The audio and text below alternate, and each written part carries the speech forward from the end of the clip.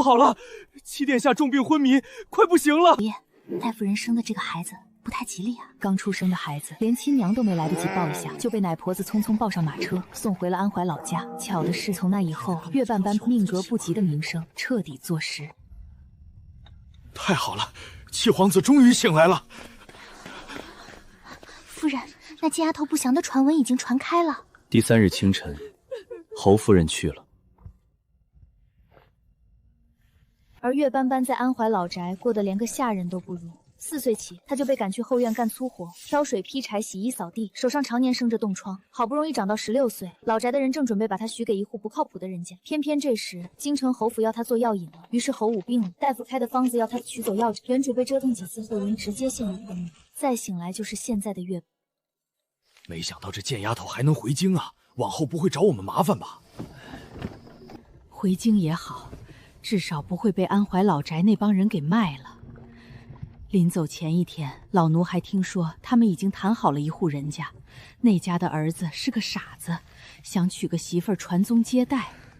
虽说二小姐您被称为不祥的人，但那户人家的意思是，等生了儿子就去母留子。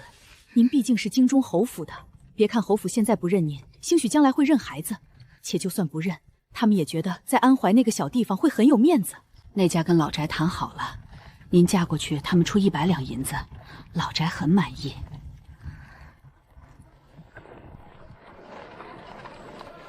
京城到了，已经能看见城门了。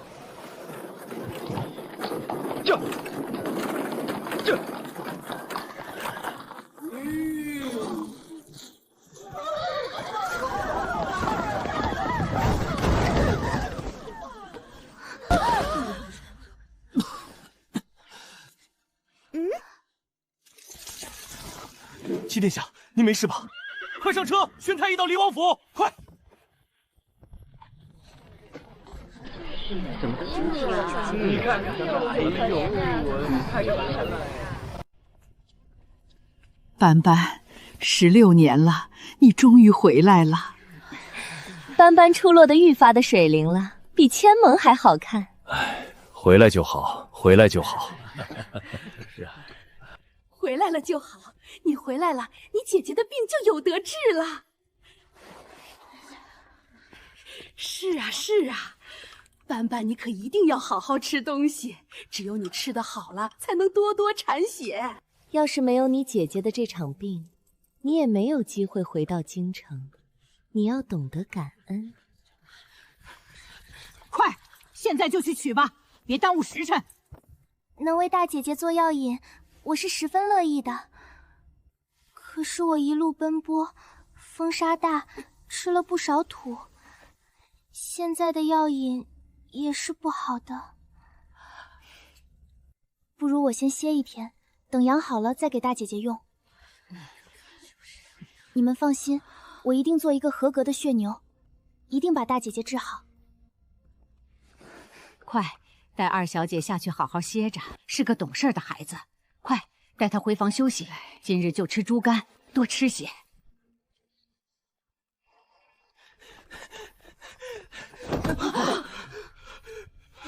七皇子要死了！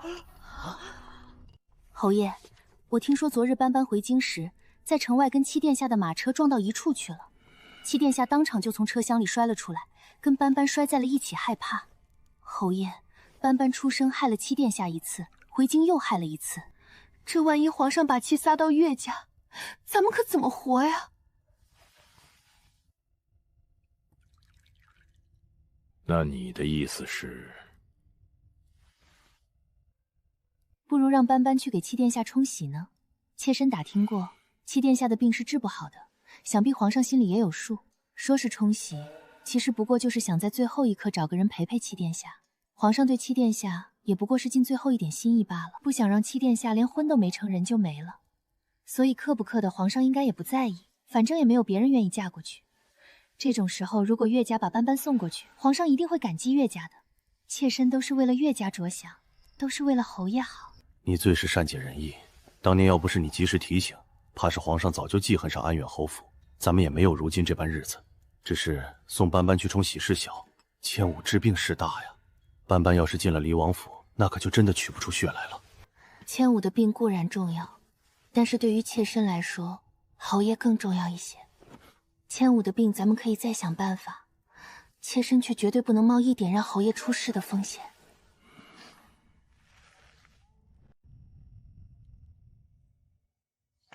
乔淑琴走后，夏南烟妾室身份扶正，岳千武也成了安远侯府嫡女。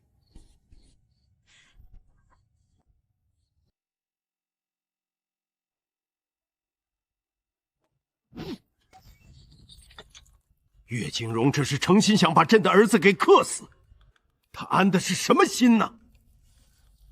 这个安远侯，朕看他是不想当了。其实让岳家的孩子嫁过去也好，京中传了这么多年说那个孩子克重华，这次偏巧两人一起回京，还撞到一起了，想必也是有缘。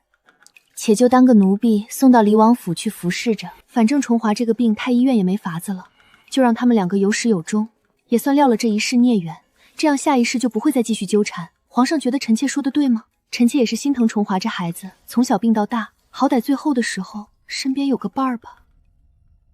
天顺帝思虑过后，便拟了圣旨赐婚。岳斑斑，过来沐浴，你身上都臭了。许是因为二小姐要出嫁了，嫁出去就不算是岳家的人，所以就克不着大小姐了吧？你的意思是，千户的病也是让斑斑给克的？只是猜测。我这是穿越了，还是穿了个不讨喜的？这个七皇子应该是中毒了，看样子要想活下去，得靠自己了。岳斑斑，你到底适不适合嫁到流王府去？可不要给家里人惹麻烦。放心，我不会的，我是爹爹的乖女儿，我一定听话。我就是舍不得家里人，想在家里多住些日子，跟家里人多亲近亲近。这可是天上掉下来的夫君，我不捡，岂不是对不起老天爷？明年正取6里发财大轿。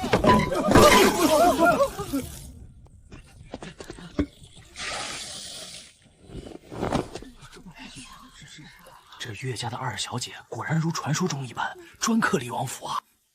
你自己鞠几个躬，意思意思就得了。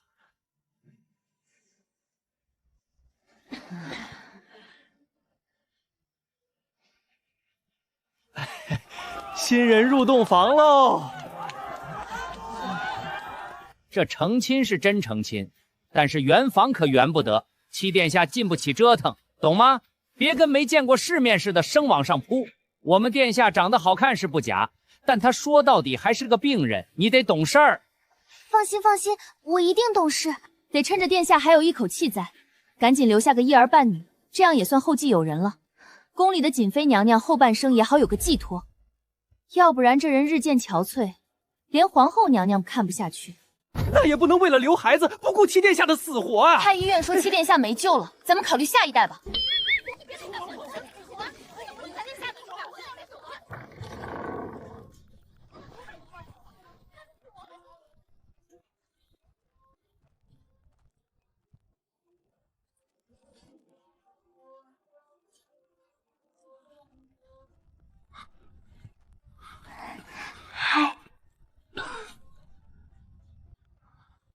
我以为冲喜这件事情就够离谱了，没想到更离谱的是，他们竟然把你送了过来。啥意思？瞧不起我，还是怕我克你？并非瞧不起你，更不是怕你克我，只是觉得他们不应该信什么克不克的传言，更不应该因此耽误你一生。怎么就耽误我一生了？你可知嫁到离王府意味着什么？我命不久矣，不知还能坚持1天2天，还是3天5天。总之太医说，就是这几日了。但终你这一生，都只能留在这离王府里独自生活，不能再嫁人，不能再享天伦之乐，伴随你的只有积极，以及皇家的冷漠无情。你确定要过这样的生活吗？你说的都是真的吗？我将会一个人生活在这座府里，除了下人，再没有人跟我说话。皇家冷漠无情，不会理我这个冲喜来的儿媳。我也不能再回到娘家去生活，不能轻易见我的家人，我也不能改嫁，不能跟别的男人成亲生子。这些都是真的吗？是真的吗？怕了吧？也罢，虽说京中盛传是你克我，但我不信那些。总归咱们还是有缘，我也不能害了你。你若是后悔了，我这就叫人去跟父皇母后说清楚，咱们这桩婚就算解除。你把嘴给我闭上，不要成为我奔赴美好生活路上的绊脚石。好不容易遇上这等好事，我还没等享受呢，你就要退婚，美的你！你说这是好事？废话，不是好事难道是坏事？不用嫁嫁，不用生孩子，没有人在我身边磨磨唧唧招人烦，我也不用整天面对公婆立规矩，到时候整个黎王府都是我的，我想躺着就躺着，想坐着就坐着，想吃什么吃什么，想干什么干什么。对了，朝廷会按月给我拨银子吧？一定会的。怎么说我也是黎王妃，我要是过得太寒酸，皇家脸上也没有光。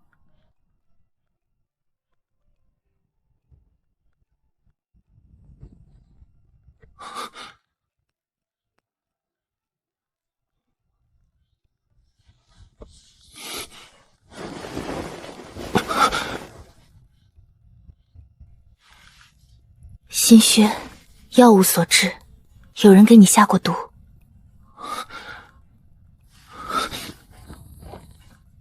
筋骨没事，但是下肢水肿厉害，这腿都变形了。你应该经常会有心慌气短的症状，全身乏力，严重的时候站都站不起来，只想躺着。这种情况是心脏供给量问题导致的，满足不了全身的组织代谢。想要解决对我来说不难，但是我不太想把你治好。咱们这样行不行？我给你治到半好半不好的样子，既吊着你的命，又不让你好得太利索。你可以减轻痛苦，但要想像正常人一样也是达不到的。你会医术？我分析过了，你身份特殊，一旦完全好了，一定会参与到争夺储位的纷争中去。我觉得那样不利于我们的家庭稳定，更不利于平平安安活到老死。事业挂太累了，要么被人斗死，要么把自己累死。比起死，我更想好好活着。你办好办不好的，跟皇位也就无缘。但你又是王爷，这府里的生活十分富足，咱俩就在家中混吃等死，这样是不是很好？怎么活？可一定要给殿下留个后啊！已经在安排我的后事了。我不行，我得懂事，我不能因为你长得好看就升往上步，别的你不要想。哦对，你现在应该也没那个力气想。你哪儿学来的医术？从没听说过安远侯府的嫡小姐精通医术。所以你听说的嫡小姐应该是侯府的大小姐，不是我。吃了它。这是什么？你管它是什么呢？反正你人都要死了，我总不可能傻到提前给你下毒吧？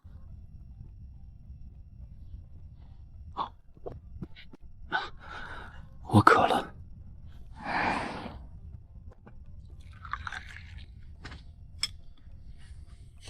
这生心丹你吃了之后，过1个时辰就会有感觉，之前的心慌乏力症状会有明显的好转，包括身上的水肿也会见消。但它不是吃1颗就能好的神药，想要把你这病症完全治好，需要连续服用10日。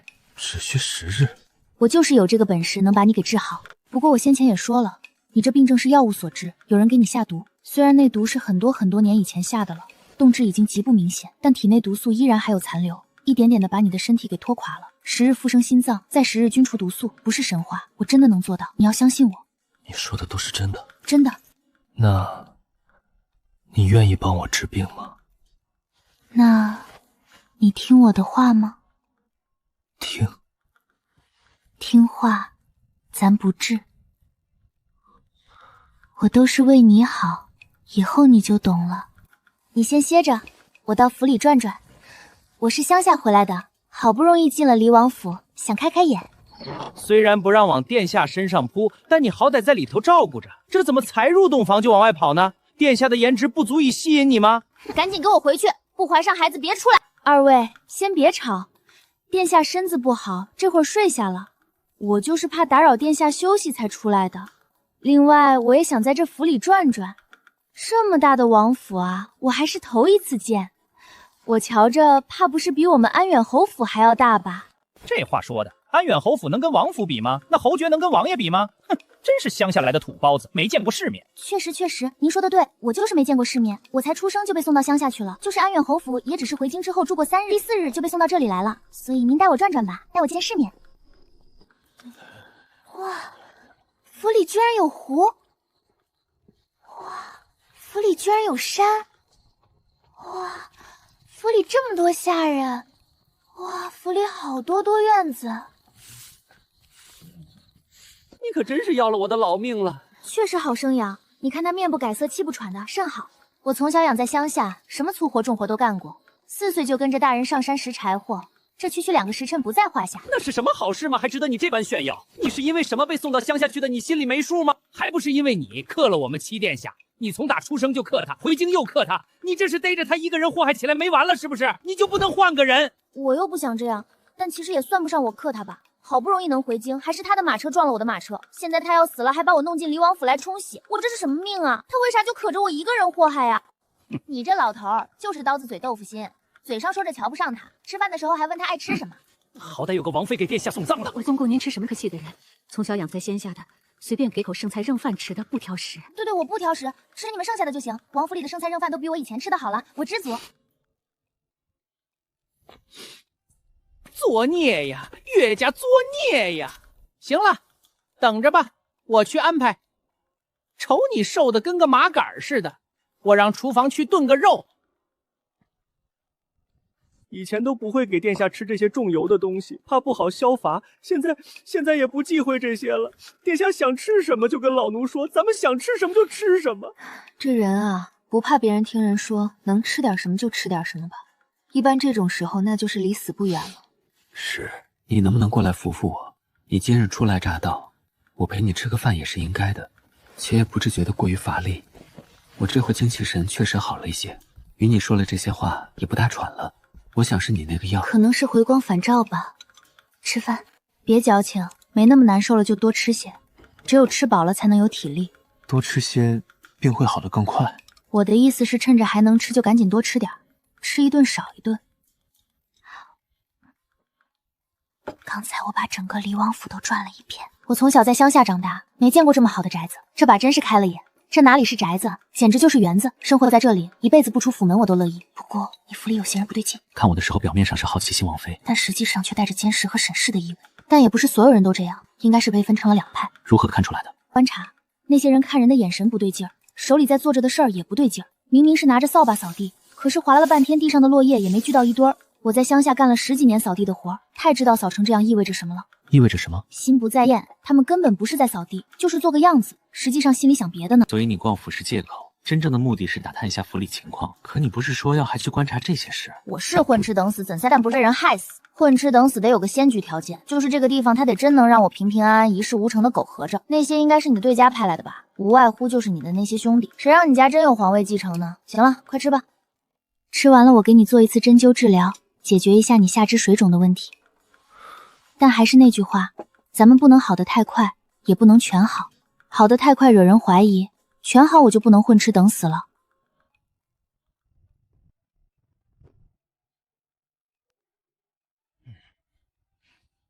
天都要黑了，你该回宫了。今晚我就住着看到皇后娘娘有命，不是，一定要我亲耳听到新王妃跟七殿下圆房。皇后娘娘还有这嗜好呢？你要听房啊？皇后娘娘到底想你活还是想你死？我不是背后说皇后小话啊，我就是想把几位重要人物的立场先整明白，知己知己比嘛。我自有一子身子虚弱，母妃着急上齐，多数时候都是皇后娘娘在带我，不是生母更胜生母。那就是好的，那可能真的是想留个一儿半女，有个心理寄托。可惜啊。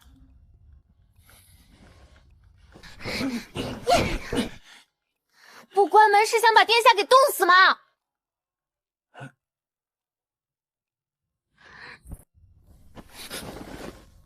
干什么？你不脱裤子，我怎么给你施针？你还想不想好了？扎别的地方行吗？扎哪儿？你说扎哪儿？你腿部缝肿严重，不消肿的话，就算病治好了，这双腿也要废了。你放心，干我们这一行的什么没见过，能够做到目不斜视的。那你倒是看着针啊！你看我干什么？哦，对，看针。好，我看针。你先擦擦口水。你别对我动手动脚的，对你自己不好。你应该对你自己的颜值有一个正确的认知。我都这样了，还能有什么认知？我有认知了，你冷静一下。一炷香时间过了，我再替你拔针。今日你吃过生心丹，心口的针可以不扎，但明日就要扎了，不然你又会觉得没力气。生心丹我倒是还有，就是不想给你吃了。宫里的太医肯定会来给你诊脉的，再吃一颗生心丹，很容易被他们诊出来你已经有转好的迹象，不能被看出来啊！一旦被看出来，咱们的日子就太艰难了。你能不能告诉我，你这些针是从哪儿来的？你病重这件事天下皆知，我做点准备入府也是应该的。至于我这医术，是在乡下时跟那边的游医学的，你也别看不起那些游医，高手在民间，可不是太医院那些老古堡能比得了的。我还是那句话，你这个病我能给你治，但不能完全治好。不过其实经过我治疗之后，你那些乏力和水肿的症状肯定是没有了的，但你不能让人看出来。我教你怎么装。对，就是这么要咳法，多咳几回，这就是信号，你得给别人发出这种你病没好的信号。可以，那其他的呢？其他的没有其他的了，其他的所有事儿都不符合我只想躺平的人设。你只要病着，咱们就高枕无忧，我也不会给你找麻烦。我天天就在府里躺着，到饭点就吃饭，天黑了就睡觉。你这个床可真舒服。月斑斑，你醒醒，你还没给我拔针呢。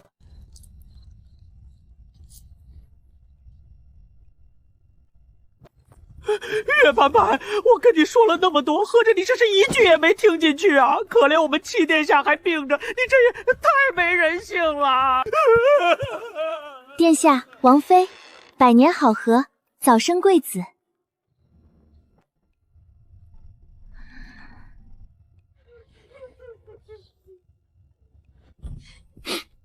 奴才把王妃挪到外间去吧。无碍，就让她睡在这儿吧，也是个可怜的孩子。殿下今日精神不错。哦，王妃说是回光返照。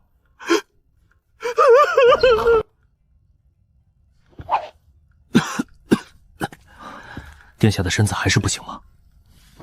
虽然还是不大好，但似乎比前2日强上一些。那看来是冲洗有效，恭喜齐殿下。那个皇上说了，如果殿下实在不大好，这些折子就让属下拿回去；如果殿下身体好了些，就把这些折子留下。明日殿下批完，属下再来取。齐殿下依然不大好，但好在也没有往坏里发展。要是能一直这样，也算是维持住了。就是想要再好一些，还是得出京去泡泡汤泉。畅春园的汤泉对这个病症有很好的疗效。等本王好上一些的，再做打算。哎，他们回去之后是跟谁交差？哼，鬼知道，反正不能是跟皇上和皇后交差。你是不是有病？哪有人大婚第2天还穿喜服的？那我穿什么？你从家里出来没带衣裳吗？你那个奶娘呢？她奶娘她的嫁妆箱子里没有衣裳吗？你还愣着干什么？赶紧给她换上啊！全公公，不是不给王妃换，实在是岳父真没给她带衣裳，倒是有从仙下穿回来的那一身，可是那都破了，实在穿不得了。你从家里出来没带衣裳吗？你那个奶娘呢？她奶娘她的嫁妆箱子里没有衣裳吗？你还愣着干什么？赶紧给她换上啊！全公公，不是不给王妃换，实在是岳父真没给她带衣裳，倒是有从仙下穿回来的那一身，可是那都破了，实在穿不得了。岳家连衣裳都没给她带，岳家人太过分了。那岳景荣脑子是不是进水了？她可是王妃，王妃！你还知道她是王妃呢？既是本王的王妃，那为何府里没有给她准备衣裳？裁缝已经到府上了，就在外头候着呢。因为婚事办得急，咱们也是昨儿才见着王妃一面，没来得及准备。你跟她去量衣裳吧。回头先买几件成衣穿着。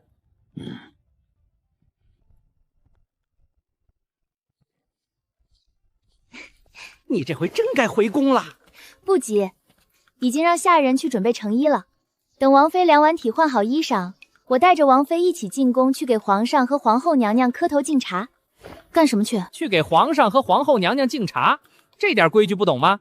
那新媳妇进门，第2天不都得去见公婆吗？我们姑娘出生就被送走了，老宅那边没有人教她这个。不是有没有人教的事，主要是我一个冲喜的王妃，还用走这种流程吗？你还想不想好了？你怎么这么不上进呢？别的王妃一成亲，那是巴不得赶紧进宫去认公婆，那可是皇上和皇后啊！你可倒好，居然不想去。想当年大殿下成亲的时候，王妃还没等进门呢，就在晋王府门口冲着皇宫的方向跪了下来，给皇上和皇后娘娘磕了3个头，叫了声父皇母后。二殿下成亲之后，王妃次日天还没亮就到宫门口等着，一路3拜9叩进了宫。不但给皇上和皇后娘娘奉了茶，连当日的午膳都是王妃亲自准备的。三殿下的王妃最是擅长女红，这些年没少给宫里的主子们送亲手缝制的衣裳，那上头的绣环都是双面绣，据说是打小练就的绝技。要说努力，还得是户部尚书家的嫡小姐。为了将来能嫁给4殿下，那是隔3差5就往宫里跑，见着宜妃娘娘直接就叫母妃，还给宜妃娘娘跳舞，把宜妃娘娘哄得都快拿她当亲生女儿了。这么卷的吗？你现在不是岳家的弃女了，你是正儿八经的离王妃。虽然你昨天晚上，但是太医说殿下的病没有加重，还说算是维持住了，那你就是有功的。嫁到了离王府，咱们就是一家人，做奴才的就得为主子打算。说说吧，你有什么才艺？我会割猪草。他确实会割猪草，而且还割得很好。你把嘴给我闭上！你俩成心要气死我是不是？割猪草算个什么才艺？整个京城哪有1根猪草能让他割？他割了猪草为谁？京城里哪有猪啊？全公公别再骂了，新王妃从小就被送到乡下去，想来也是没见过京城的世面，她害怕紧张也是正常的。要不就请春花姑姑回宫去跟皇后娘娘说一声，请娘娘看在离王府情况特殊的份上，把这个流程给免了吧。对，免了吧，我现在还迷糊呢。哎呀，不行了，我迷糊。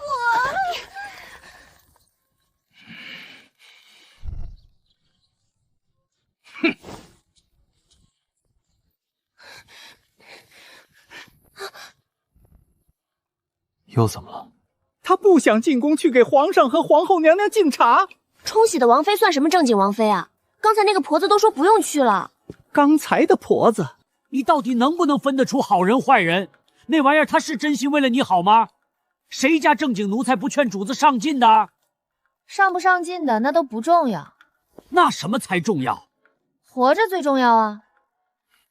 不是你活着最重要，是七殿下活着最重要。他这不是活着呢吗？可是有人想让他死，知道吗？这府里有人想让他死。我知道啊，要不然他也不能病了这么多年。那你还不想办法？你是不是有毛病？你们这么多人都没有办法，太医院都没有办法，皇上皇后都没有办法，现在来指望我一个冲醒的王妃，开什么玩笑？你也不出去打听打听前16个岳家都对我做了什么？你们说的那些又绣花又跳舞的，我会吗？我拿什么讨好皇上皇后啊？殿下，您跟王妃说说吧，好歹得进宫去露一面啊。第一，谁说你不算正经的王妃了？第二，是有这个规矩，应该进宫去看看，就进宫去看看吧。去吧，我母妃也在惦记我们，你替我去看看她，好不好？空手去啊？就带上你最真诚的祝愿。那行吧。你们都圆过房了，还怕殿下看？谁跟他圆房了？他的身体完全不符合圆房条件啊！赶紧换吧。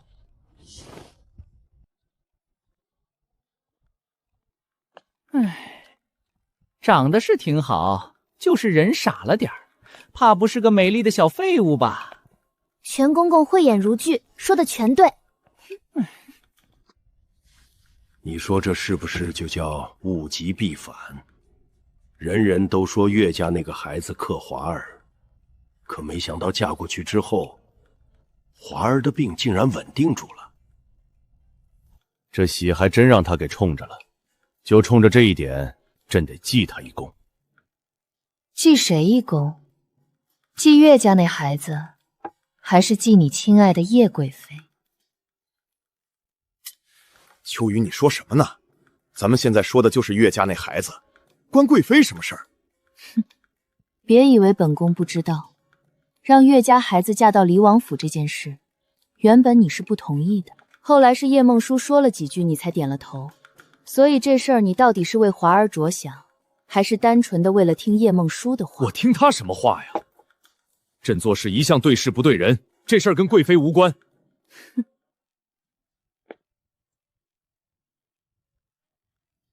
长秋宫到了，到了，到哪儿了？你睡了一晚上还没睡醒？我要真睡了他一晚上，现在估计还躺着起不来呢。皇上和皇后娘娘都在吧？瑾妃娘娘到了吗？皇上是来了，但瑾妃娘娘没来，听说又病了。瑾妃娘娘这个身子也实在是让人着急。打起精神，跟我进去吧。父皇母后，请父皇母后喝茶。往前几步，你搁那儿举着，谁能够得住啊？早听闻你打从出生之日就被送离京城，一直在老家养着，回京之后又匆匆嫁到离王府，这些规矩不懂也情有可原。也是可怜了你这个孩子。其实当年我们是不信谁克谁这种怪力乱神之说的，但又不好干预朝臣的家事，所以罢了，都过去了。听太医说，华儿的病算是过了难关，维持住了，算是冲喜成功。这咱们又不得不信了一些怪力乱神，你说是吧？孩子啊，你可一定要好好照顾华儿。他是朕最宝贝的儿子，你嫁过去，朕不图别的，就图他身边能有个伴儿。孩子啊，你嫁给了华儿，咱们就是一家人。华儿虽不是本宫生的，但也是从小就在本宫身边养到大的。本宫没能把他的身子养好，这都成了本宫的心病。后来华儿封王立府，本宫也是天天惦记。现在好了，华儿有你照顾了，本宫也能安心一些。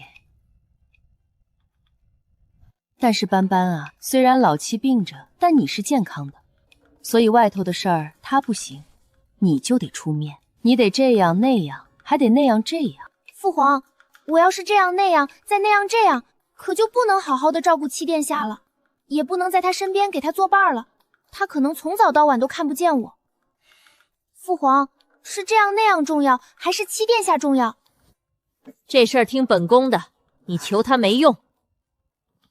做王妃就要有王妃的样子。长秋宫连朕斩到香树了。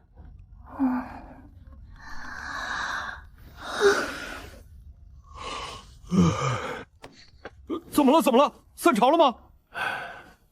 秋雨，你这个脾气得改，动不动就拍桌子可不好。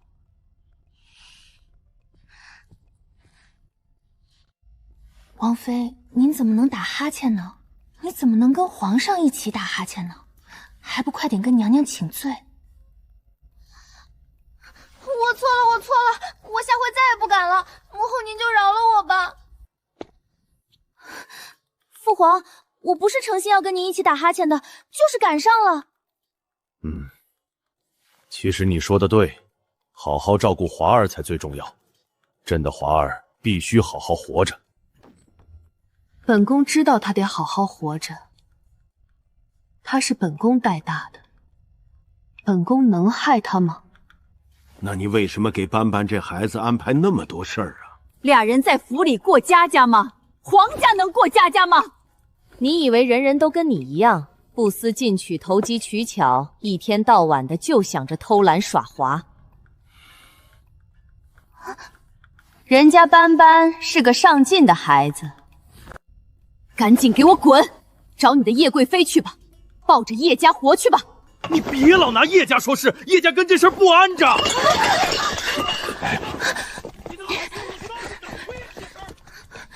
王妃没吓着吧？别怕，常有的事儿。皇上这会儿嘴硬，晚上还得来哄娘娘。这么多年，他就没赢过。不过王妃，这事儿也怪您，您第一天来听训，怎么还能听困呢？那哈欠一打，搁谁不气？我说我不来，你非让我来。行了，不怪您。长秋宫暂时不能待了，奴婢带您去锦绣宫看看瑾妃娘娘。黎王妃，贵妃娘娘有请。哎，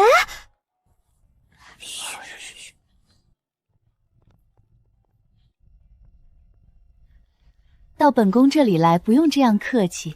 本宫今日能借众长华的媳妇，心里很高兴。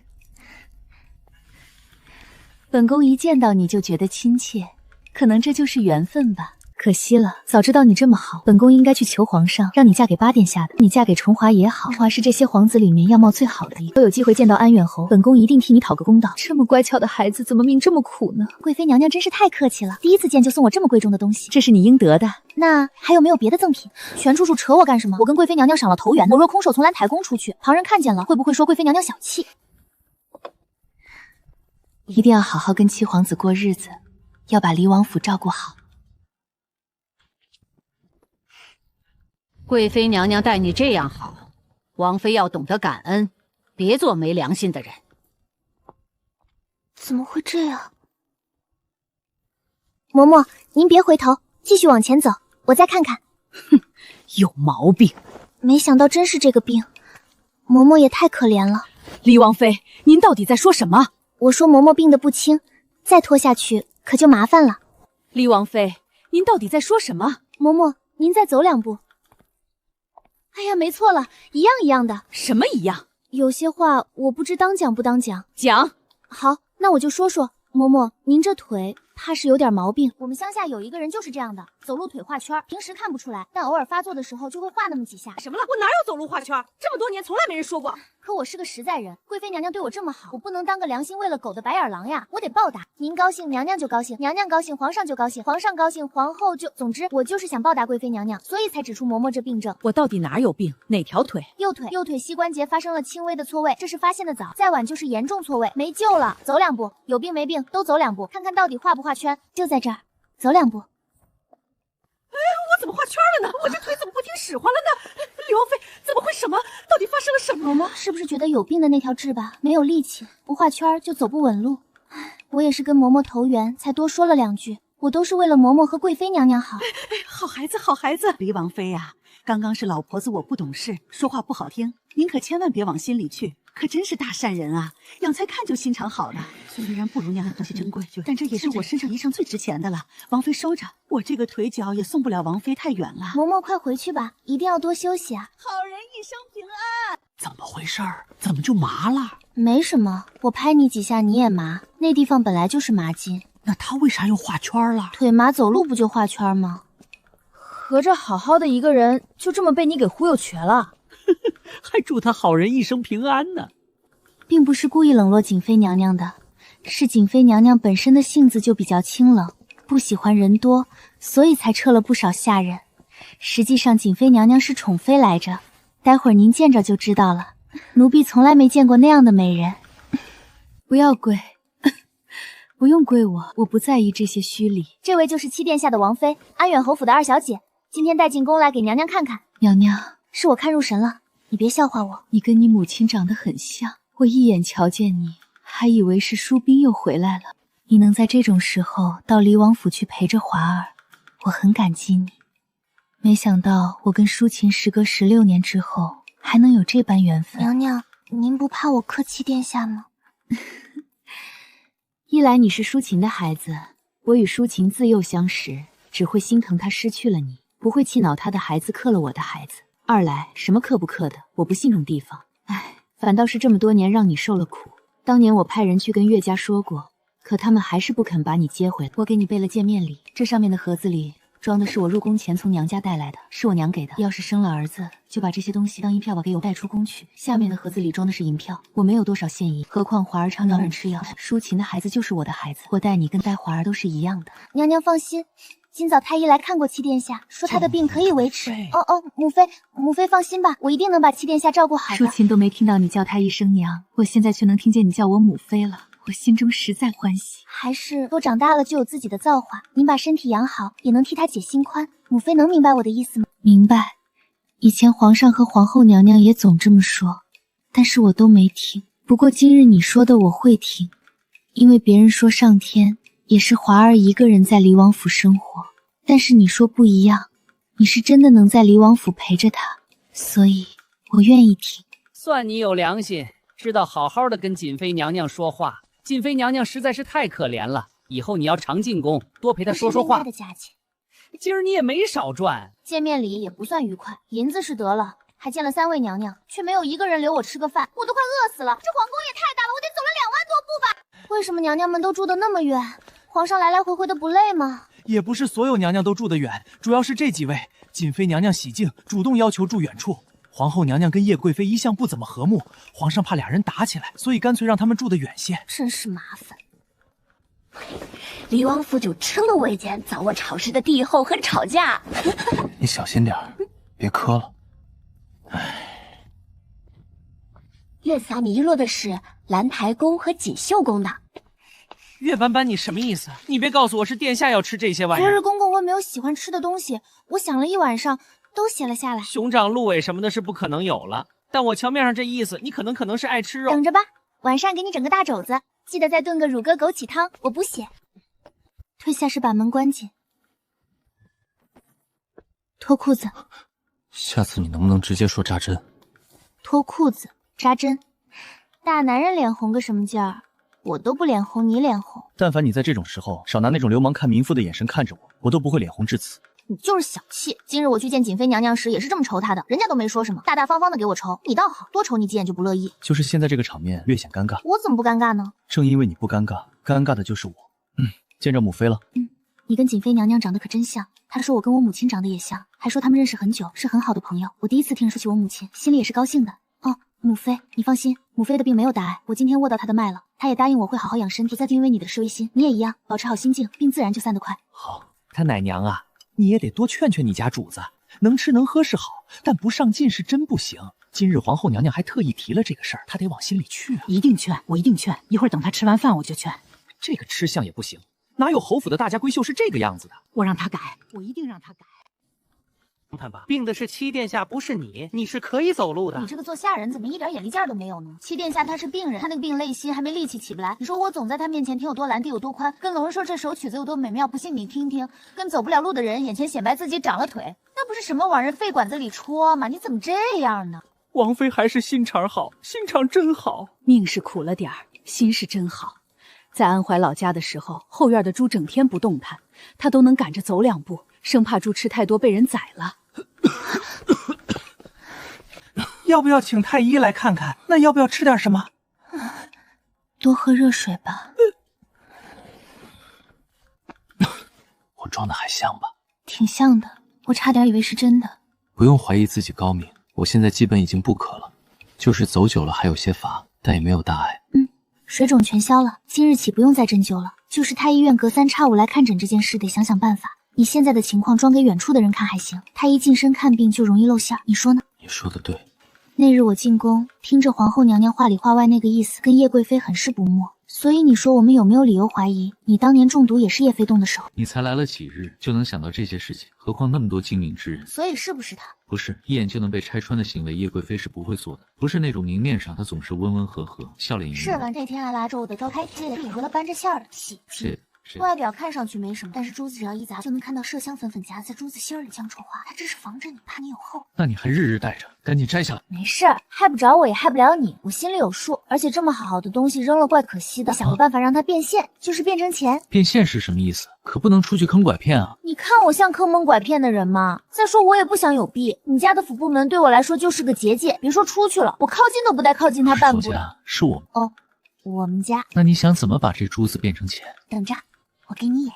昨日你同我说叶家的小夫人怀孕了，3日后又恰巧是她生辰，叶府要为她办一次生辰宴，庆祝双喜临门。我想过了，玄姑娘您说的对，我得有个离王静的样子，府的生辰宴我是得去的。只是我手头没有多少能拿得出手的东西，想来想去，就只有这个手串最值钱。我想叶家的小夫人得到一件贵妃娘用过的物质，一定会一直带着的。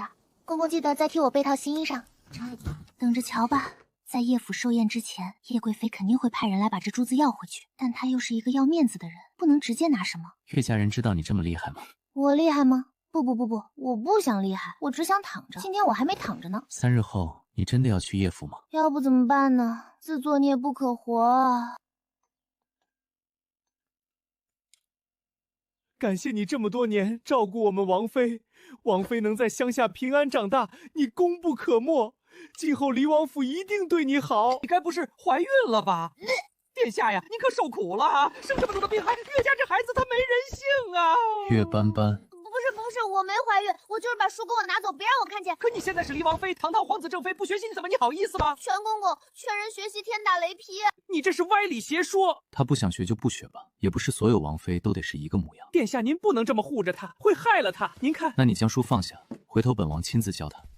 我读给你听，好不好？读什么呀？我又不是真的想看而已。咱们现在这样不是挺好的吗？看这些书干什么？再说，你瞅瞅他拿过来的这些书，哪本是有益于我进步的？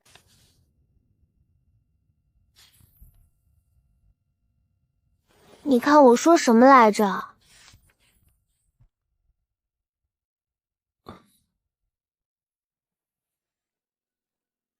那天在宫里被你忽悠瘸的那位嬷嬷亲自来了，腿脚还挺利索。上次离王妃进宫，我家贵妃娘娘一激动送错了东西，这几日忽然想起来，赶紧差老奴过来更换一下，跪表补偿，心里就是一直惦记，希望王妃能喜欢。东西换回来了，接下来老奴要与你算一桩私事。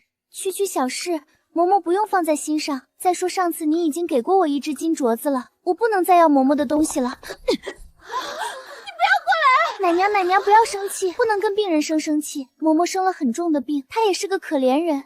她什么病？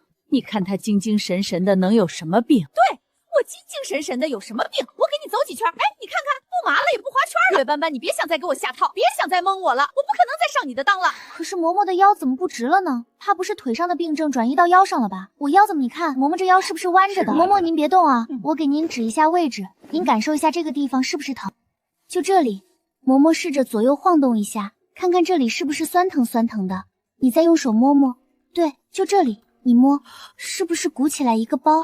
怎么回事？是不是你给我按觉到疼了吗？你看，你都没有感觉得到疼，说明我就是轻轻那么一摸，那怎么可能摸出包来？那我这是什么病？就是像我说的那样，腿上的病症转移到腰上了。上次我跟你说腿的时候，还是没有足够的重视。这病发展的快，这才几天啊就转移了。我该怎么办？我不想死啊！嬷嬷不信我，还冤枉我，说多了招人烦。嬷嬷刚刚是想要回这只镯子吧？我给你撸下来。不要，我不要，你带着，一定好好带着。我这还有一只，给你，都给你。这怎么好意思？感谢老姐姐一巴掌打醒了我，要不然我还不自知呢，耽误了自己，也冤枉了王妃。王妃说的对，太医要是可靠的话，七殿下的病早就好了。亏我还那么信任他们，他们真是太让人失望。要是早治好就好了，这病症在腿上，总比在腰上好治得多。王妃，救救老奴啊！呀，这包怎么这么大？我是不是要死了？我们再抢救一下吧，也站不住了，我这腰怎么说废就碎了呢？快来人，抬担架，快担架！你当是在宫里呢，要什么有什么。这里是离王府，离王府没有担架。那怎么办？咱们力气系不住嬷嬷。实在不行，给老奴拆张床板子吧。嬷嬷也知道我跟七殿下是新婚，府上床榻什么的都是新的。我给银子，王妃说多少我就给多少。快去挑一张最结实的床板子拆下来，要抬嬷嬷的，可千万别整薄了，薄了容易把嬷嬷给摔着。厚的可贵呀，怎么也得几十两。 100两， 100两就100两。嬷嬷还愣着干什么？床板马上就来。嬷嬷别着急，回去跟太医好好说，实在不行给点好处，他们会给嬷嬷仔细看的。王妃真是大善人，老奴谢谢王妃。快回去吧，看病要紧。好人一生平安。就这么忽悠，不怕叶贵妃收拾你啊？怕啊，所以我不出府啊。你不出去，人家也会派人来的，到时候咱们也拦不住啊。那就不让他来啊！只要七殿下还在那儿躺着，我一个混吃等死的王妃还知道你是混吃等死啊？不过你这番分析倒也是对的。我懒是懒了点儿，但不傻。他们急三火四换走的那串珠子到底是个什么？麝香珠啊！他们不想让七殿下有孩子。什么？不想让七殿下有孩子？你胡说什么？七殿下怎么可能有孩子呢？他根本就不行，他做卧扶出来啊！你干什么干什么？疯了！这种家丑怎么能这么大声嚷嚷？就是要嚷出来让他们听见啊！听见了才好去说给他们的主子听，咱们离王府才能有安稳的日子可过。老七这字写的是越来越好了。七殿下近日身子似乎好了些，人也有力气，字可能就写得好了。他都能喂王妃吃饭了。嗯，喂谁？喂王妃。岳家那孩子病了。没病，没病为何要人喂着吃饭？王妃她可能是懒的，据说这是第2回了。第1回是在兰鱼宫门口给忽悠缺了，这段属下知道。属下来说，朕这么多儿子女儿里头，没有一个是随朕的。原本朕都绝望了，没想到最后娶了个儿媳妇，倒是随了朕了。但是自己混吃等死可以，可不能把老七给带偏了。朕还指望老七批折子呢。要上进啊！有朝一日，如果让朝臣们发现这些年他们递上来的折子都是七殿下批的，他们该有多伤心啊！这就好比需要个文人墨客的亲笔签名，好不容易要来了，当宝贝一样在家里供了多年。行了，赶紧把这些给老七送去吧。至于是亲签还是仿签，那都不重要。福星啊，晚膳让御膳房包些饺子，朕想吃。皇上，您是真不怕七殿下哪一天撂条子不干了呀？殿下那个身体，您不慌吗？不慌啊。这么多年，哪年不闹2回病危？哪回真危了？再说，这不是冲喜冲好了吗？他说什么你信什么？那太医说你没事，你怎么不信呢？问题离王妃她说的对，太医这么多年都没治好七殿下的病，可见他们的医术也就一般般。包啊，不信娘娘摸摸。包在哪儿呢？你让本宫摸什么？摸包啊，那么大一个包，娘娘摸不到吗？哎，不对呀，包呢？该不会又转移了吧？上次就是从腿上转移到了腰上，这回能转移到哪儿去呢？去叫八殿下来一趟。是，就说本宫有事找他。本宫怎么就生了你这么个没出息的玩意儿？你还真当贤王的贤是悠闲的闲？要不然呢？是哪个贤？你少欺本宫几回，本宫就能多活些年数，能给你好好铺铺路。能不能铺一条不通往皇位的路？那玩意儿不是人干的事儿啊！我不是说父皇不是人的意思啊！你给我闭嘴！2天后，你小舅母办生辰宴，听说那岳斑斑也去，你替本宫好好看看那个人。谁？岳什么玩意儿？斑斑老七冲喜的那个王妃。七嫂啊！你不用叫的那么亲切。哦，莫非至于吗？就7个病病歪歪这么多年，身子一直都熬废了，您总盯着他干什么？你怎么就知道你父皇不会把储位给了老七呢？他爱给就给呗，反正我也不想要。你给我闭嘴！这么多年叶家培养你是为了什么？总不能是为了让你在画本子界扬名立落吧？你一句不想要，葬送的是多少人的辛苦，你知道吗？每次都是这一套。行了行了，我知道了。我如果不努力，那些努力过的人是不会放过我的，对吧？母亲也是不会放过我的，对吧？你是我儿子，我做这一切都是为了你。不像话吗？反正你得学，你要是不学，我就死给你看。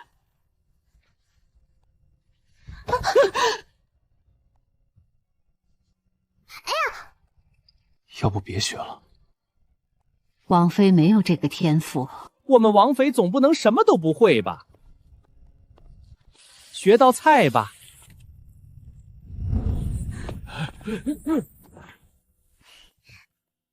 岳斑斑，要不你俩和离吧？今日咱们学点文的，咱们学茶道。这么的，咱们抛铜板来决定今天学还是不学。是那种抛到正面就学，抛到后面就不学的玩法吗？不是抛出去铜板摔碎了就学，摔不碎就不学。其实王妃挺努力的，本王已经教会她识字了。是吗？你给她读一下书名念什么？母猪的产后护理。这就是你找来的书。冤枉啊，殿下！老奴我也不识字啊，我也不知道是这种书啊。全公公说过，书都是从你书房里拿来的，但是这种书怎么会出现在你的书房？难不成你对这个领域感兴趣？当然不是，书房里书被人换过了。是什么人换了你的书？又为什么换你的书呢？无外乎是想我书房里摆摊有用的，是我这些年实在没有精力顾及那些事情，让许多人钻了空子。你记住，不管遇到什么事情，你都不要埋怨自己，要学会责怪他者，那样会比较痛快。你明日就要去叶府了，我给你讲些叶府的事，你也好有个心理准备。毕竟现在我跟你生活在一起，他们保不齐在害的过程中把我也给害了，我得防着点。没有查到，父皇查了10几年都没查到，也只有你说是中毒。怎么可能？你可以质疑我的人品，但是不可以质疑我的医术。对了，你身边有高手吗？有时招呼一声出现的这种。暗卫，他们往我府上安插人进来，根本事情无法制止。直到你觉得这样的病好些了太苦，现在还来得及。不苦啊，总比在乡下吃不饱强。至少王府里有吃有喝，我想躺着就躺着，再也不用天不亮就起床，天黑了还要洗衣的烂。何况我只是主动想摆烂，也不是等于想害我。就从这座离王府开始，一点点的把障碍扫平吧。今日多带些人吧，我第一次出门，人家都有丫鬟婆子的陪着，我身边就跟老太监容器弱呀。那你想怎样？咱们府上把你奶娘带上。奶娘跟我一起在乡下待了16年，对京城这种大场面早就陌生了。就让这2位嬷嬷也跟着吧。我是女子，身边还是应该有嬷嬷照顾着比较方便。全公公，您说是不是这个理？殿下放心让那2位跟着吗？放心。其实不太放心。你这是瞧不起我。我不太放心那2个嬷嬷。王妃慢点，小心脚下。能到叶府来串门的，肯定也都是京城里有头有脸的。快看快看，那就是给七殿下冲喜的王妃，岳家最到现在的亲人，这都是我生气啊！他们说他们的，我又不能肉了，少块肉了，你都没错吗？那你不生气吗？我没别的意思哈，就是给大家提个意见，如果真有什么想法的话，欢迎到皇上或是我父亲跟前提。您是谁家的小姐？您又是谁是谁家的？还有这位头上扎个绿头花的，您说您扎个什么颜色的不好，非得绿的，多晦气啊！这位夫人贵姓？这位夫人看着不像正妻啊！哎呀，不用说了，这人太多，说了谁家的我也记不住。大家都是来参加，生辰慢点啊，那就别在这站着了。哎呦，这裙子怎么这么长啊？小心啊，里面请，里面请。岳家的大小姐来了。岳千武也来了。岳千武当然得来，他可是跟叶贵妃走得很近呢，每个月都要进宫1次2次，就为了讨叶贵妃欢心。谁允许你穿成这样的？我娘，她说花招展的才吸引人，说我已经16了，不嫁出去。才16就恨嫁呀？你可站着说话都不腰疼，有本事你别早早嫁了。你要相信我，我是被逼的。你说的对啊，你也很漂亮，你今日这件衣裳很衬肤色。夫人手怎么这样凉？要不要我的手？看到了吗？这就是岳家大小姐的魅力，不管是不是有竞争关系，大部分人见了她都控制不住的想要与她亲近。哎，柠檬树上柠檬果，带上我。柠檬树下只有你，没有我。大姐姐也来啦。她是2小姐，2妹妹来得早啊。这不舅姐身子好些了没有？你是不是又喝别人的味儿的？你跟我说说呗。我没有，你别胡说，姐，你们别听她的，我没有。大姐姐保重。如果有朝一日2妹妹需要我做什么，我同样也会义不容辞的。好像没什么用啊。你希望有什么用？我还以为你能把岳千武拉下马，怎么可能凭我几句话就倒台？那你整这一出干什么？纯恶心他呀，恶心他一顿我就高兴啊。可是你这样对岳千户，不怕安远侯报复吗？我不说岳千户，岳家就不报复我了。既然怎么的都是被报复，那我为什么不能痛快痛快嘴？不是，我爹是户部尚书，是家中嫡第3，我走哪儿你跟到哪儿。岳斑斑，我知道你从小被安远侯府送走的嫡小姐，要不咱俩凑个伴儿吧？反正也没有人愿意搭理你。户部尚书家的嫡女，你是看上4殿下那个？没想到我的光辉事迹都传到乡下去了。那倒没有，我是回京之后听说的。那你还听说什么了？没有什么了。这4殿下人气这么高吗？高，实在是高。宜妃娘娘喜欢的人可多了去了。4殿下到底是哪里出奇？可能是长得好，比7殿下还好。那没有，那不可能，那不能够。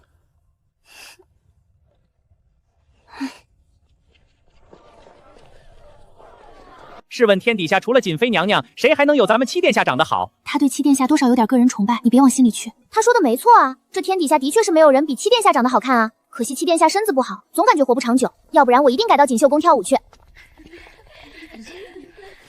这是怎么回事呢？大年宫宴那会儿，那帮女的几番嘲笑我，我一生气就把他们的花花肠子都给说了出来。展开说说，比如说李家的那个，她也喜欢4殿下，丢脸也得大家一起不丢才是好姐妹。后来我娘把我嘴堵上了，那些被我说中的人又哭又闹，我心烦，直接掀了桌子。失敬失敬，皇上没罚你？没罚啊，那场宫宴闹腾到挺晚，也不知道是哪个非说要陪皇上一起守岁，过了子时才结束。我瞅着皇上都困了，正好借着我掀了桌子这个点子，他当场宣布宫宴笑笑。反正我没挨说，就是回家挨了顿打。我爹打人挺疼的。你这样都能学得这么好啊？这可能就是传说中的天赋吧？真有这种天赋？有个屁！只有在背地里往死里努力，才能在表面上看起来毫不费力。那我们也努力，你自己努力吧，我不努力了，我只想当个废柴。你为什么不努力？我为什么要努力？为了那几个穿的比你还招风，谁家的？一个是吏部尚书家的，一个是右相家的，还有一个父亲只是个6品小官，她还是个庶女。那个呢，戴绿头饰的那个，什么颜色不好戴，非得戴绿色。礼部左侍郎家的也是庶女，审美有点问题，每次出席这种场合身上都带点绿。那可能绿色是她的幸运词。拉倒吧，之所以把绿色掀身上，是因为她爱慕9殿下。9殿下的名讳里有一个绿字，9殿下名叫江绿尘。这他妈谁给取的名字？听说是皇上。算了，当我没说。你再看那个人，他在瞪岳千武，看到没？他眼珠子都快翻出去了。还真是，那是礼部尚书家的嫡小姐，名叫蓝月玲，也是个有才艺的。跟岳千武斗了多年，可惜都没斗过。明明什么都好，就是总比自岳千武差了那么一点点，何必呢？是啊，何必呢？他们都学什么？学的可多了。总体来说是分文化课和专业课两方面。文化课就是读书了，四书五经都要读，要会作诗会写词。专业课呢，就是琴棋书画舞蹈一类的。反正听说蓝小姐卯时一到就起，亥时末才息。除了是这样，都赢不过岳千武。所以我说，天赋确实很重要。谁家好人喝药瘾啊？对，他一定是因为这个原因。蓝月玲可真倒霉，跟这种人较上劲儿了，太卷了，报了这么多兴趣班，打起来了。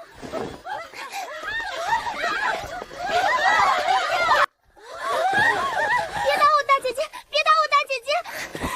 别打我大姐姐！别打我大姐姐！快看看岳家大小姐怎么样，有没有伤到哪里？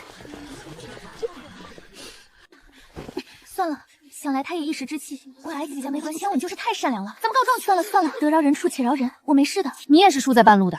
不是，我是输在起跑线上的。那你能不能有点志气？你们家的事儿全京城都知道，你遭的那些个罪都是岳千武他娘那个小三儿害的。也不能这么说，主要原因还是男人的耳根子软，他软就是不行，但凡他硬，我都不能被送走。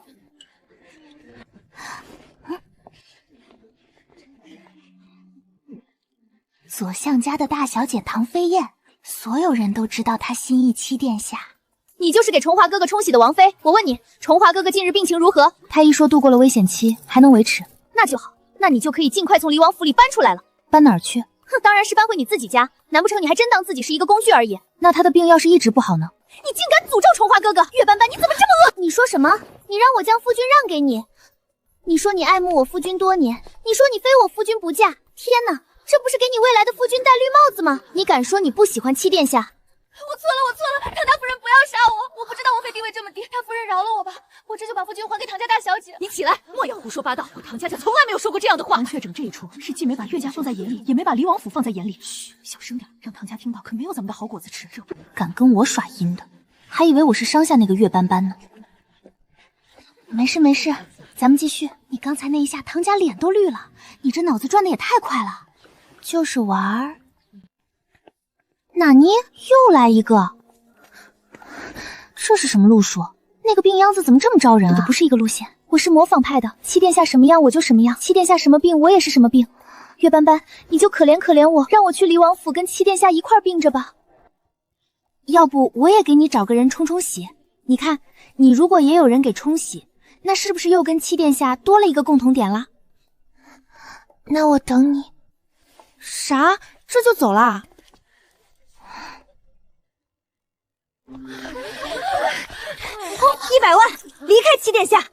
100万？怎么，嫌少？对不住啊，要怪就怪自己，你不该来招惹我。你快回来，这有人出100万，你要往上加吗？还有唐家大小姐，你往上加吗？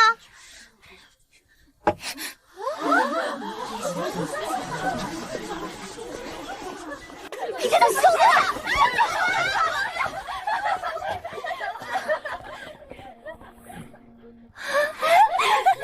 的！对，往后咱们妯娌之间多走动。坐吧。姐姐好。胡说什么？那是你婶婶。婶婶好。你是新婶婶吗？婶婶你看起来好美呀，想跟婶婶贴贴。不要闹，婶婶还没吃东西呢，让婶婶先吃点东西再陪你玩。那婶婶猜安保吃的是什么？猜对了有奖哦。反正不可能是地瓜。恭喜婶婶成功排除了正确答案，那安保就不能亲婶婶了，婶婶的奖励没有了。咱们都是自家人，不像别的宴庭里一个人都长了800个心眼儿，咱们吃饱才是要紧事儿。吃吧。三弟妹，你这是病得治。我只是不饿。可是你随礼了啊，礼都随了，为什么不多吃回来一些？多亏啊！丫鬟从外头回来，讲其他厅的趣事，说岳千武所在的厅里正在讲菜品典故，输了自罚1杯。得亏我爬得快，成了王妃了。生死由命，富贵在天，啥也不会怨我，也怨不得你。你从小不在这些事情上就不擅长，在不在京中长大的。谁这个姐姐不错，我喜欢。我带安保去园子里逛逛，我也去换身衣裳。换不换的有什么意思？又不找对象了，可惜了，小小年纪的。可惜我小小年纪就嫁人了。不是，可惜你小小年纪就不知道换衣裳。下人来传话，说女兵都去了梅园，岳家大小姐和唐家大小姐为首的小姐们正在作诗写字。不去。天菩萨，千万别喊我烧脑。斑斑，快走，梅园那边热闹起来了，岳千武和唐飞燕那帮人都在作诗写字呢。这姐姐也忒淡定了吧。我一向写字没有岳灵好看，此番又要丢篓了。岳大小姐不用放在心上，你已经那样优秀了，次次都赢，那岂不成神仙了？哼，马屁大圣。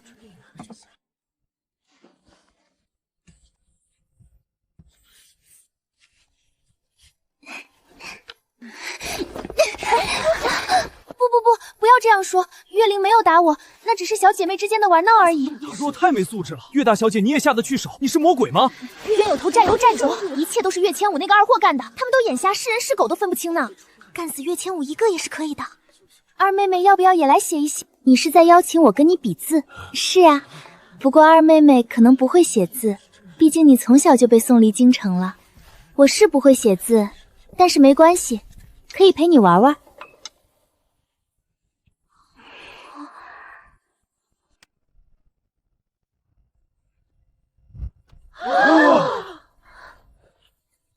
要不岳千武，你把鞋脱了吧，你用脚写。你可别哭了，动不动就红眼圈，给谁看呢？赶紧的认输吧。二妹妹是在安怀那边习过字吗？自然是学过的。我乃安远侯府正儿八经的嫡女，我母亲是安远侯发妻，父亲怎会疏于对我的教导？从我3岁起，父亲就为我请了启蒙师傅，专是为了让他安怀教导我功课。那师傅是给了重金。不可能，大姐姐，你这是什么意思？怎么就不可能了？你是想说父亲是那种狠心抛弃亲生子女儿，在乡下自生自灭的冷血无情之人？那才是不可能呢！但凡是个有脑子的人都干不出来这种事。毕竟我不行丢的是安远侯府的脸，他还会被人戳脊梁骨，说不会教导女儿。大姐姐，我们的父亲是一位情义的人，发妻跟妾抬妻位的后来者那是不一样的。无论到什么时候，哪怕是父亲100年之后，能与之合关的人也只有我母亲一个，所以父亲怎么可能会放任我不管？是家中很多事情也不是他一个人能说得出他算的，就只能暂时委屈我，希望我不要恨他。我怎么会怪他呢？他是我的父亲呀。对哦，岳斑斑才是安远侯府正经的嫡女，这样的才是明媒正妻，才算得上真正的当家主母吧。岳斑斑说的连血贤都算不上，将来都不配跟安远侯合葬的。这么说来，其实岳千武也算不上岳家真正的嫡小姐。今日临场发挥实在仓促，没有好好准备，写的不好，让各位见笑了。大家可以把刚才发生的事都忘了，千万不要放在心上。你是想让我们把你对岳千武说的话给忘了吗？我是想让你们把我会写字的事情给忘了。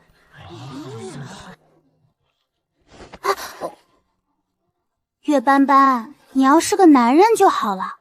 你要是个男人，我就不用去宜妃娘娘面前跳舞了，我直接给你跳。这位大姐，你今年有25吗？岳斑斑，你在胡说些什么？我今年才14岁。什么？竟然才14岁？那为何看起来竟像是27、8的样子？你这张脸是生来就这么成熟的吗？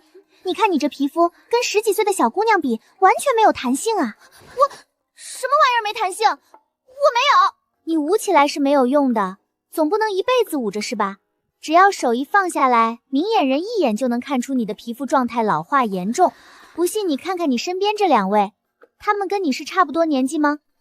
你看看他们多水灵，只有你的皮肤差了。手是女人的第2张脸，它比脸更容易出卖女人的年龄。你的日子过得好不好，在一双手上都能体现得出来。我知道你们都是大家闺秀，家中不可能让你干粗活累环活。那么在这种情况下，手的状态不好，可能就是你自己身体的原因。你们也知道，我打从出师背地里就被送到乡下养着了。可是你们看我的手，能看出来我是在乡下干了10几年粗活的人吗？你还懂这些？我父亲偷偷给我请的师傅可不止一个，还有一位女师傅专门教这些。女师傅还教会我一些美容养颜的配方，我自己调配出有针对性功效的花果茶，喝了之后对女人很友好，像皮肤老化、色斑、茶疹和热水都可以去除。是。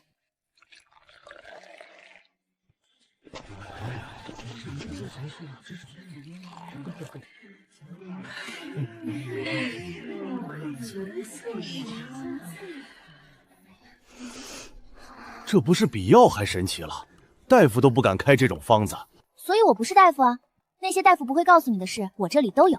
我原本没想把这么好的东西拿出来的，但刚刚看到2位姑娘的状态实在不好，一时心软。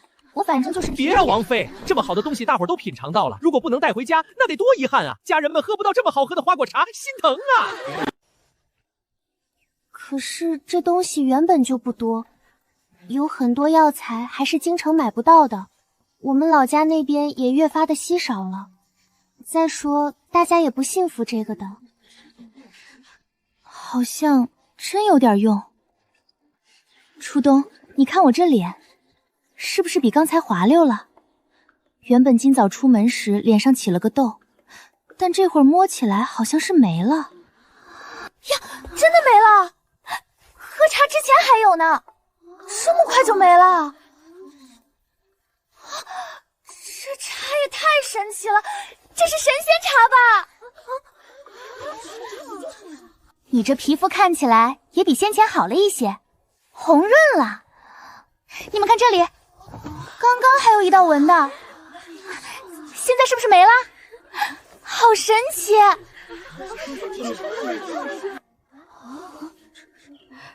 好像是比之前好了，人也显得好看了，似乎有些弹性了。你卖给我吧，我买，我也买。别管有没有他说的那些个功效，至少这玩意儿好喝呀！就这一小盏，我一直在回味，这味道是以前从来没尝到过的。对，实在是太好喝了，就算什么用都没有，也比喝茶强。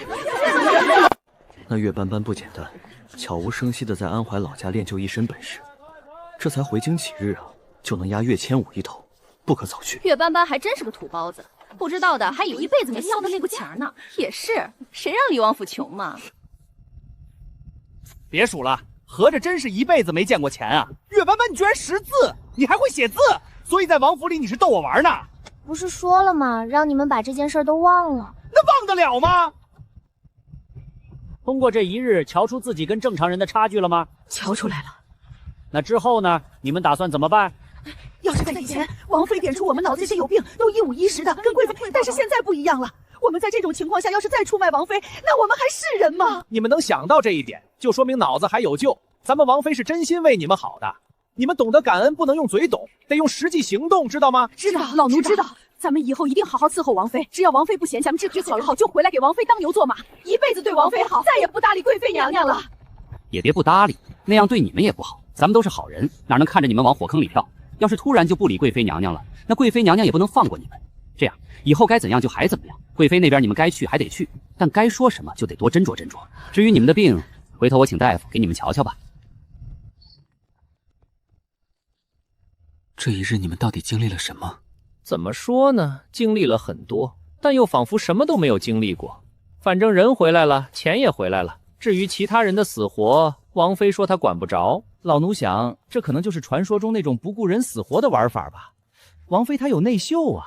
那送礼了吗？不算送，只不过是叶家小夫人买我们的东西，给打了个8折。不过，王妃，你确定那些东西咱们府里有？确定啊。搁哪儿呢？我告诉你。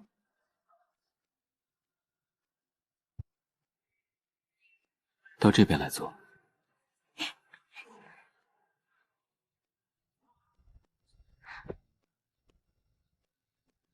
你卖了什么东西给他们？这些银票都是你这一日赚的？对啊，我厉不厉害？厉害。我们斑斑真是太厉害了。确实厉害。德全批评我来着，一是说我识字，但却骗他说不识；二是觉得我今日在叶府太嘚瑟了。你怎么想？不能说嘚瑟，只能说你做事有自己的主意。我相信你不是一个冒失的人。之前你在入府第一天就把整个离王府都逛了一圈，也成功的发现了其他势力安插进来的人。那么今日之事，我想你一定也有自己的安排与打算。只是，你能不能与我说一说？我去这场生辰宴是迫不得已，一切都是那串麝香手涮引起的。但我自认为与那贵妃娘娘往日无冤，近日无仇。就因为嫁给了你，她就这么害我，我不干，所以我设计让她自己把珠子要了回去。但叶府我也不得不去了，我就想，好不容易出去一趟，也不能白折腾，总得看到点什么。于是今日我不但看到了叶府，也看到了京中许多人。既然这些人是我早晚都需要认识的，那我认为，与其日后一个一个的认识，不如借着这个场合一起都认识了更快一些。我的立场是，大家最好都能和睦相处。让我能在离王府里平平静静的过完一生，但如果有人想要打破这份平静，那我也不能吃这个闷亏。我可以摆烂，但我不能让人欺负着摆烂。今日他们针对我了，那我就坑他们一笔银子。至于岳千武和岳家，哼，就算他们不来招惹我，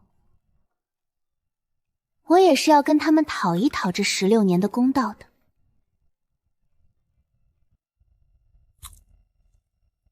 其实我还是那句话，你我并未圆房，外界看来，你入离王府只是为了给我冲喜的。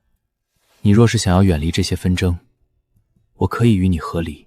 你放心，你我和离之后，我会给你一笔银子，再派人送你到一个你喜欢的地方。至于岳府那边，我会请父皇母后为你挡一挡，将你的户籍从岳府迁出来。你甚至可以改名换姓，远离京城，从今往后好好的过日子。这些，只要你提出，我都会满足你。王爷、王妃，可以用晚膳了。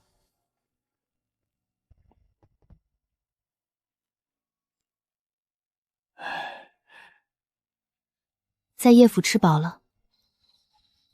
岳斑斑，天凉了，你要不要过来睡？男女授受不亲，我们是夫妻。我是冲喜的，不算。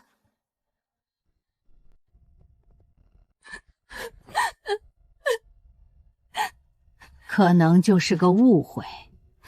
景荣这些年对你怎么样，你心中有数。对千武，那更是像眼珠一样真实着。他怎么可能偷偷去管岳斑斑的？再说，你在老宅那边安插了人手，别以为我不知道。你的人这么多年一直盯着岳斑斑呢，他学没学东西，你自己心里没数？就是因为有数，才觉得老爷做的太绝了。我安插过去的不过是些丫鬟婆子，他们有几个本事能盯住什么呀？老爷权势滔天，他要是想偷偷做点什么，那我就是安插多少人手也是防不住的。母亲，我不是小肚鸡肠之人，斑斑也是老爷的女儿，老爷就是要把她接回来，我也是没有意见的。我只是伤心，我们夫妻这么多年，他做事却背着我。我没关系，我本就是妾台的妻位，我不怕被人捉脊梁骨，但千武是无辜的。但凡斑斑他是个懂事的孩子，他都不应该在那样的场合让他的长姐下不得台面。我真是想想就些难受，那对千武来说是多大的屈辱啊！母亲，我没关系的，我都可以忍。母亲千万不能因为这件事情着急上火。至于外面那些戳脊梁骨的话，大不了我以后不出门了，就听不到了。我们这么懂事的千武，为何要受这份罪啊？你去叫安远侯。是。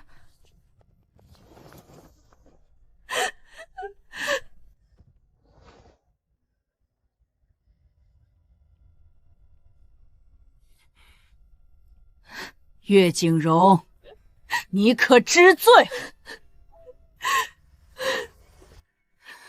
今日二妹妹是当着所有宾客的面写的字，那么多人都看见了，女儿是不会说谎的。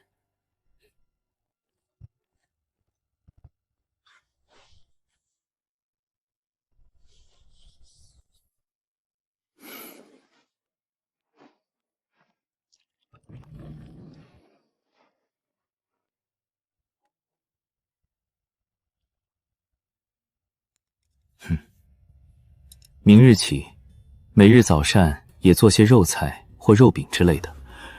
是，照着王妃的口味来做。你手不能提，肩不能打的，走几步都喘。吃肉菜干什么？不是我想吃，是想给你吃。你太瘦了。我瘦吗？正好，瘦点省衣料，不能多花你们离王府的银子。岳斑斑，你良心发现了。第一，你应该叫她王妃。第二，良心发现这种话不应该从你的嘴里说出来，特别是对着王妃说。你是王府老人，照顾本王多年，本王自然对你多几分敬重，但这并不代表你可以不分尊卑，对本王的王妃如此无礼。德全，本王是在认真同你说话。你要记在心里。老奴记下了，都是老奴的错。就依着本王说的，往后3餐都多做些荤食。行了，出去吧。德全是没大没小，但也没有恶意。平时我们斗嘴也习惯了。你今日抽的是什么风？不是抽风，是觉得不应该委屈你。不是都要把我送走了吗？还差这几日委不委屈的？我在乡下委屈了那么多年，早就习惯了。我亲爹都委屈我，何况一个萍水相逢的人。你我之间只是萍水相逢吗？岳斑斑，回答我。不然呢？不是萍水相逢又是什么？情深意重肯定是算不上的，毕竟也没认识多少时日，最多算是一个强行捆绑。皇上赐了婚，我不得不嫁，你也不得不娶，所以咱们这算孽缘。事实上你并不喜与女子接触，这些事我昨日在叶府也听说了，而我呢，我也没有打算16岁就成亲。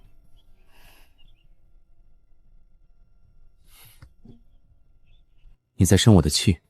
没有，我生你气干什么？生得着吗？我又不瞎啊，看出来了。可是你为什么要生我的气呢？你打算什么时候送我走？今天还是明天？送你去哪里？你不是说我们可以和离吗？斑斑，我不是诚心想要把你送走，只是怕委屈了你。我这身体不知道还能撑几年，但你的人生还很漫长，不该跟我在这府里耗着。何况京中人心险恶，许多事情我不能陪着你一起面对，就会担心你会不会吃亏。我吃亏？殿下，我举报，王妃昨天还坑爹了呢，她不会吃亏的。侯爷光临离王府，蓬荜。德全，回头叫人扫扫灰吧。你们要是连这点小事都做不好，本王要你们何用？殿下说的极是，等安远侯走了，老奴立即就着人打扫。你过来，与本王一起受他这一礼。你是离王妃，他跪的的。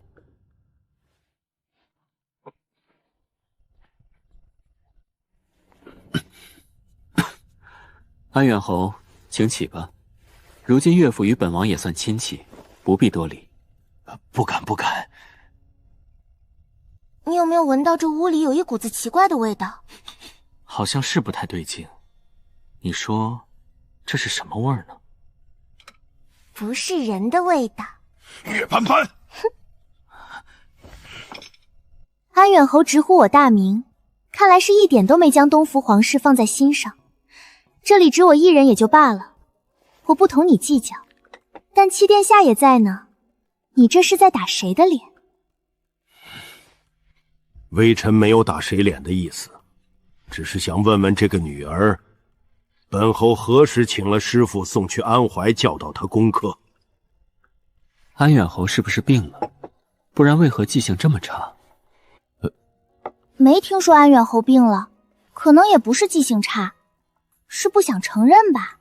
其实没关系，父亲，这里是离王府，不是安远侯府，没有大夫人在，您不必怕。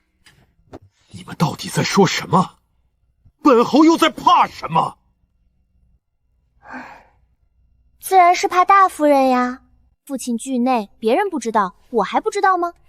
打从我3岁起，父亲就派人到安怀去指导我功课，所有的一切都是偷偷进行的，就是怕大夫人知道了会生气，会同你闹起来。我理解父亲，但也心疼父亲。你确定是本侯派去的人？岳斑斑，听闻你会写双手字，想必定是有人指点过，但你又如何断定那人是本侯派去的？是那个人同你说的？父亲真是健忘，当初是您亲自去的安怀啊，就在我3岁那年。父亲想想，那年我还小，但已经记事。我清楚地记得父亲抱着我说，这辈子最对不起的就是我和我母亲，说你忘不了我母亲。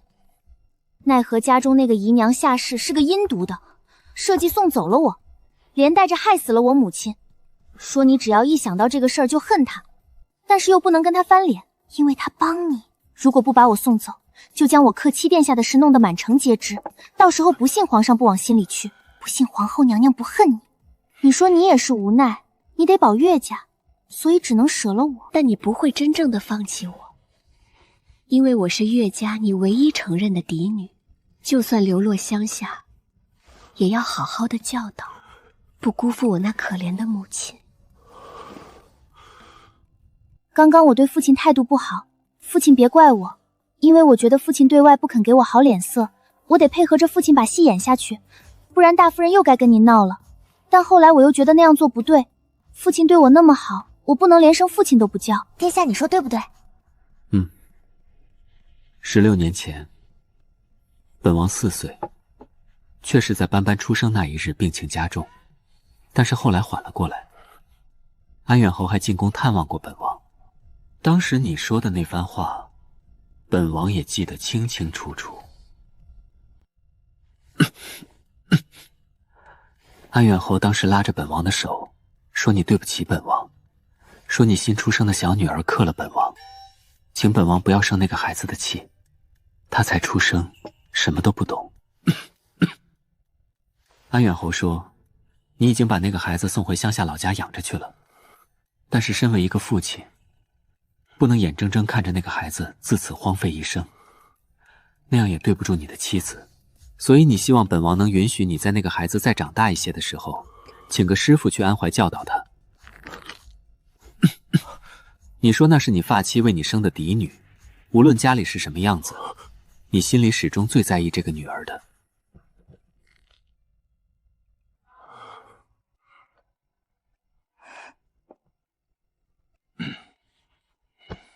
本王当时也小，不懂那些事情，什么克不克的，本王不在意，只是听你说起这件事，也觉得那个孩子实在可怜，就点了头，答应了你的请求。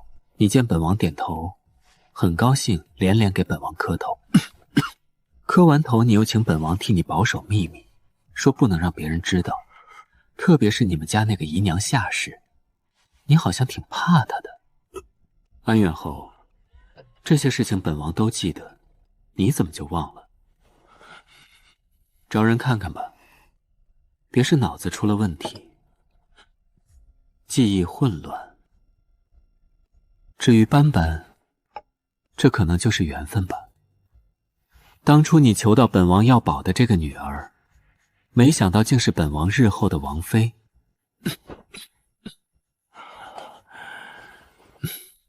好了，安远侯，本王体力不支，实在说不动了，你回吧。父亲一定请个大夫好好治治，您正值壮年，可不能就这么糊涂了啊，那还怎么为皇上分忧呀？至于家中大夫人，父亲让着她些，您脑子不好，玩心眼玩不过她的，万一她哪天起了歹心再加害父亲，唉，我是嫁出去的女儿泼出去的水，不能替父亲分忧，实在是心中有愧呢。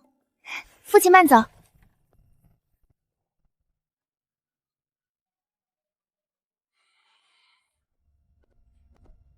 安远侯，你该走了，我们是不会留你用午膳的。哼。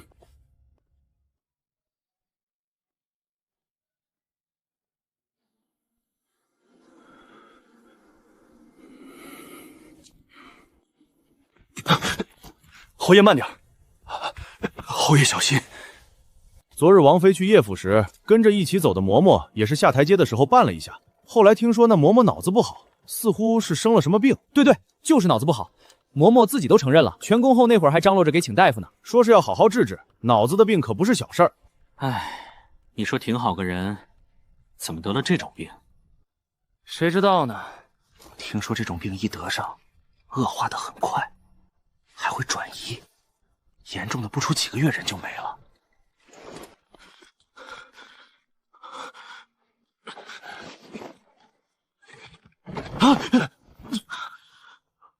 侯爷，要不要请个大夫到府上看看？你也觉得不对劲儿是不是？就算老天爷撒谎，我们七殿下也是不会撒谎的。所以王妃，您反省反省，是什么原因让我们七殿下变成了如今这副样子？是人性的扭曲，还是道德的沦丧啊？可能是你家殿下的隐藏基因觉醒了。我家殿下就是有隐藏基因，也是优良基因。怎么可能？皇家有什么优良基因？不都是勾心斗角上位的吗？这种事，兴许他下生就会。你别胡说八道！我家殿下天下第一好。你在内涵谁？你说谁胡说八道？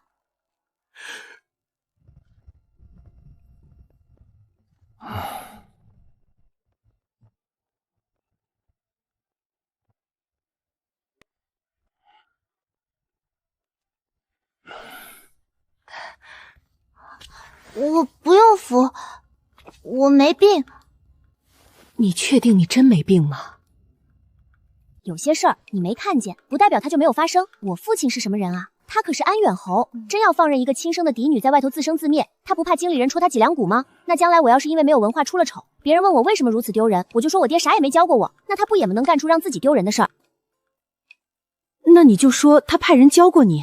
不是我说的，是他真的派人教过我。不信你问七殿下。别问了，问就是教过。安远侯的确偷偷派人教导过斑斑，这一点本王非常确认。你爹都能派人教导你，怎么不能让岳家老宅的人多给你做点好吃的呢？你瞧瞧你瘦的，还得离王府往回找补。我爹是一个注重内在美的人，他不再吃外表胖瘦。不是一家人不进一家门，好好的殿下活生生被你给带坏了。罢了，慢慢吃吧。在叶府生辰宴上露的那一手，如今满城皆知岳家的二小姐深藏不露。那么今后你打算怎么做？这似乎与你一直以来的人设不太相符。怎么就不服了？哪儿不服？江崇华，你还不明白吗？不管我在外头的露了几手，也不管我有没有压得住那岳千舞，这些充其量也不过是在女眷之间传传。他们吃完了饭闲出屁来议论几句，翻不了天。只要你的病不好，我就是折腾出花来也是没有用的。所以能不能保持住我的人设，不在我，而在你。你病不好，我就能好好苟着；你病一好，生活立即天翻地覆。不过还是要表扬你，今日临场发挥不错。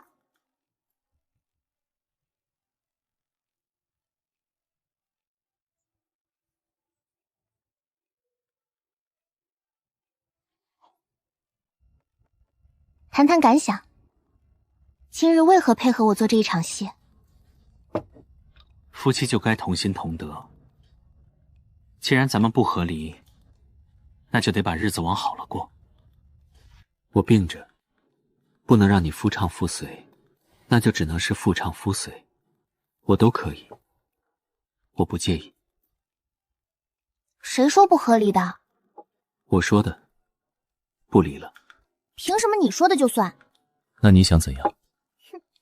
想要让我留下来，总得有些表现，要不然你说让我走我就走，你说让我留我就留，显得我多没面子，搞得这个家像是你说的算一样。如何表现？美人计可不可以？你要是用美人计，那我就只能将计就计了。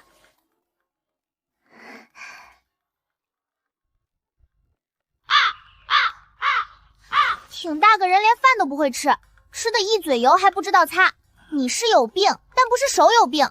抬抬手擦擦嘴这种小事也要我来做，真以为我是你爹？看什么看？说你走错啦？一天到晚都不让人省心。我看你们离王府要找的应该是奴才，不是王妃。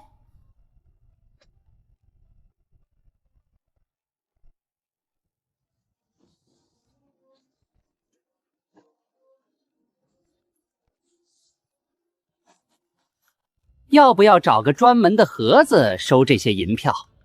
可以找个带锁的。用不着，你得给我找一间空屋子。啥意思？字面上的意思。啥意思？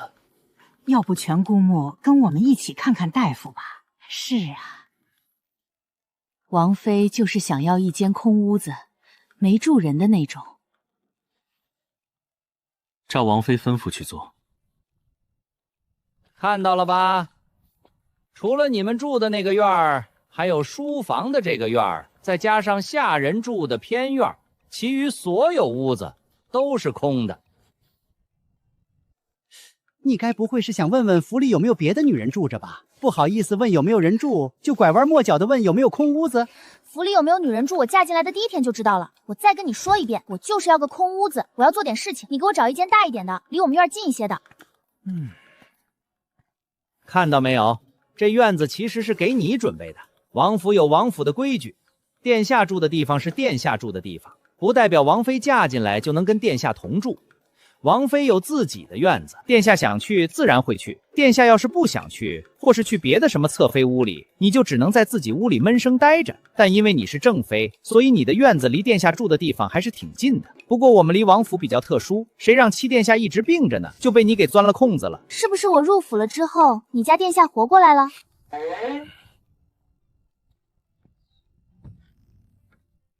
你们在外头候着，一会儿我叫你们，你们再进来。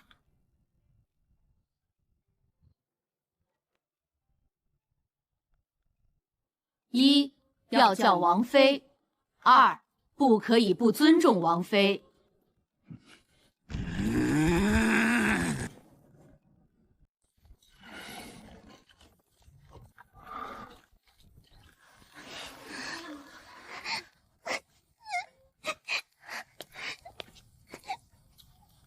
不至于，不至于。七殿下这个病是打小就有的，都这么多年了，你也应该有这个心理准备。再说，他这不是好好的吗？不过就是脸色白了点，两条腿没力气，人也有些半死不活的，其他的都挺好。走吧。我也是好心，咱们现在结一份善缘，将来等你到了那一天，也好多一个人给你哭灵。去吧。哟，殿下这是怎么了？这不是天气一天比一天凉了吗？殿下这个身体啊，也是一天比一天更虚弱了。不瞒姑姑，要不是父皇叫我们进宫，七殿下这会儿还卧榻不起呢，根本起不来。前几日皇后娘娘还念叨，说不知道殿下身子好不好，没想到。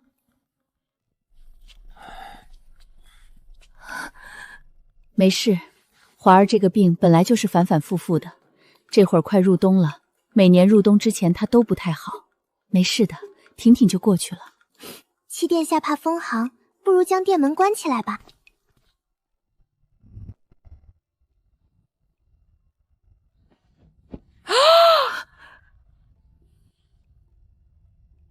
儿子没事。娘娘放心，殿下没事儿。一会儿喝点儿。喝点就喝点。本王这个身子，也不知道能不能熬得过这个冬天。你要是死了，我可怎么活啊？我不想年纪轻轻就守寡啊！传下去，七殿下不太好了。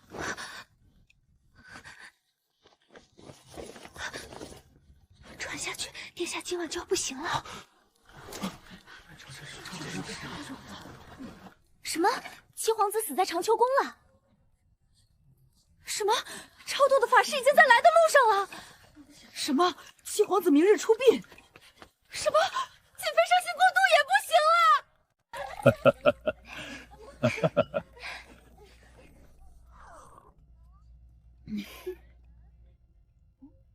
朕跟你喝酒，你老愁朕的妃子干什么？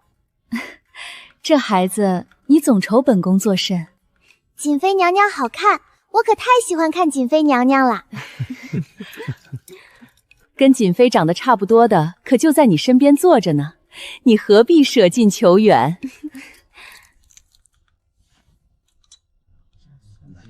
他不行，他不让我看。重华，你为何不让斑斑看？你可是觉得斑斑不好？重华，本宫没想到你竟是这样的人。虽然你是皇子，虽然你是东福国长得最好看的一位皇子，但是你也不能因为自己长得好看，你就瞧不上人家斑斑。重华，睁开你的眼睛，好好看看。人人都说岳家嫡长女名动天下，但是在本宫看来，斑斑才是岳家最好的姑娘，长得好，心长也好。所以重华，你到底是怎么想的？有这样的王妃日日陪伴身侧，竟还不满意？难不成你真想孤独一辈子？真想当什么老鼠子的神仙？哼，本宫不管外界如何说你，是神也好，是仙也罢，本宫只知道你是我儿子。本宫希望你这一生平平安安的，有个贴心的人陪伴，恩恩爱爱，和和美美。听明白了吗？听明白了。本王什么时候不让你看了？我让你脱裤子的时候，疼。干什么呢？你俩鼓鼓秋秋的，喝酒喝酒，别扯那些没用的。老公公跟儿媳妇喝酒，这叫什么事儿啊？老七这个病，你怎么看？我看不了，我不给他看。不是让你看病，是让你谈谈感想。感想啊，我这么跟你说吧，他这个样子，在我们乡下叫病娇美人，我觉得挺好。人这玩意儿活着就行呗，管他是不是有病，还能喘气儿，咱们就该知足。你说的没错，儿孙自有儿孙福。没有儿孙我享福。通透啊！你这个境界比朕高啊！来来，走一个。这简直没眼看了。不过没有儿孙我享福是几个意思？本宫让你住到离王府，你后来为何又回来了？奴婢这不是被全公公给赶回来的吗？我家殿下身子弱，不经折腾。我听人议论说华儿她不行。不行，她怎么能不行呢？本宫还等着抱孙子呢，她凭什么不行？华儿你怎么就不行了？你是不是想让本宫无后？你不心疼你亲娘，总该心疼你养母吧？你总不能生你的养你的，一个你都不放在心上。我们的命怎么这么苦啊？听说你把贵妃身边的陪嫁嬷嬷给收拾了，咋的？你心疼啦？朕心疼她干什么？一个婆子。贵妃，我说的是叶贵妃。那打狗不还得看主人吗？主人也不心疼。那你问我干啥？就纯好奇。那要不下次我在忽悠他的时候，你过去看看。行啊，啥时候？等有机会的吧。成，那朕等着，最好是在宫里。朕出去一趟特费劲，那么多人盯着呢。你要是在宫外表演，朕可能就看不到了。是不是？是不是？我就说吧，当皇上有什么好的？对对对，谁爱当谁当去，朕真是够够的了。来来，都在酒里。重华，你管管吧。本宫看这架势，再喝2杯就要拜把子了。到时候这个辈分可怎么论啊？各论各的。重华，你跟我叫爹，我跟你叫妹夫。你可千万不能治好，你治好了，我就不能在离王府好好苟着了。我不能上辈子不安稳，这辈子还不安稳；我不能上辈子没家，这辈子还没家。江重华，我说3个月能让你吃上葡萄，就一定能让你吃上葡萄。你放心，我一定能让离王府变得很好很好的。毕竟只有离王府好了，我苟起来才能更安逸一些。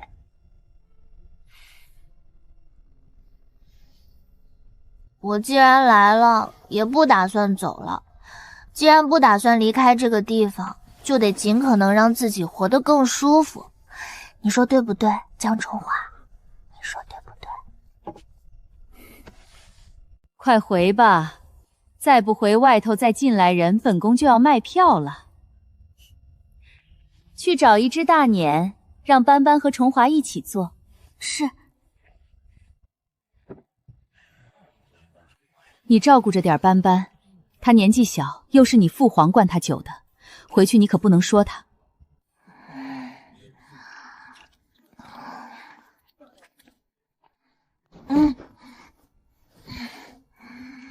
江重华，你可得听我的话啊！你可一定要听我的话。既然他们都不是好人，就不要搭理他们了。反正你都嫁到了离王府，以后就当不认识。咱们自己过自己的日子，什么安远侯，什么岳什么武，都不要去理会了。那不行，任何事儿都可以摆烂，唯有折腾岳父，我必须得上进，要不然前16年的罪岂不是白遭了？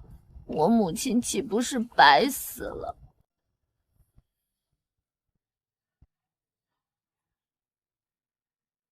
你说的有道理。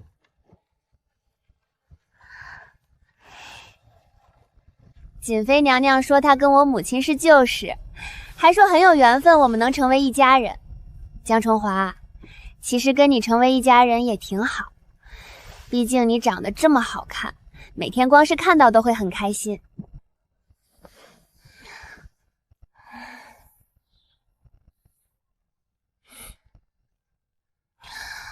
可惜了，可惜病了快20年，不太好用了。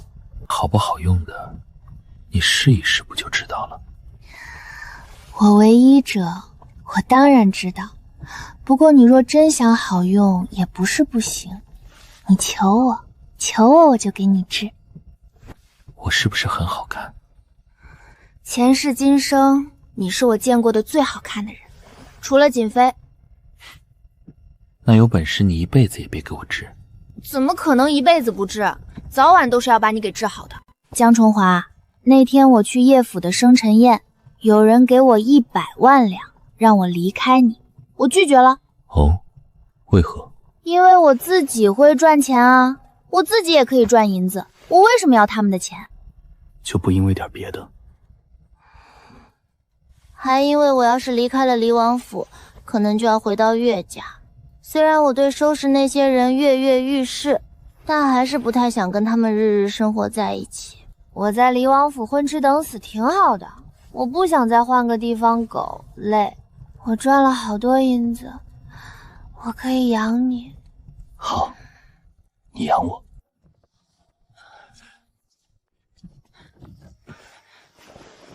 都退下吧。咱们把王妃先抬到榻上去吧。不必。是不是今日王妃又做了错事，说了错话？殿下您千万不要生气。我家小姐以前在乡下不这样的，最近也不知道是中了什么邪，可能就是初回京城水土不服，过阵子就好了。她以前在乡下是什么样的？以前在乡下，谁都能欺负她。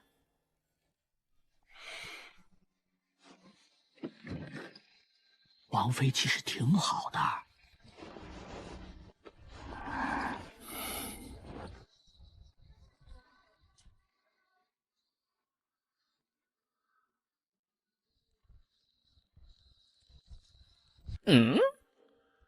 出去。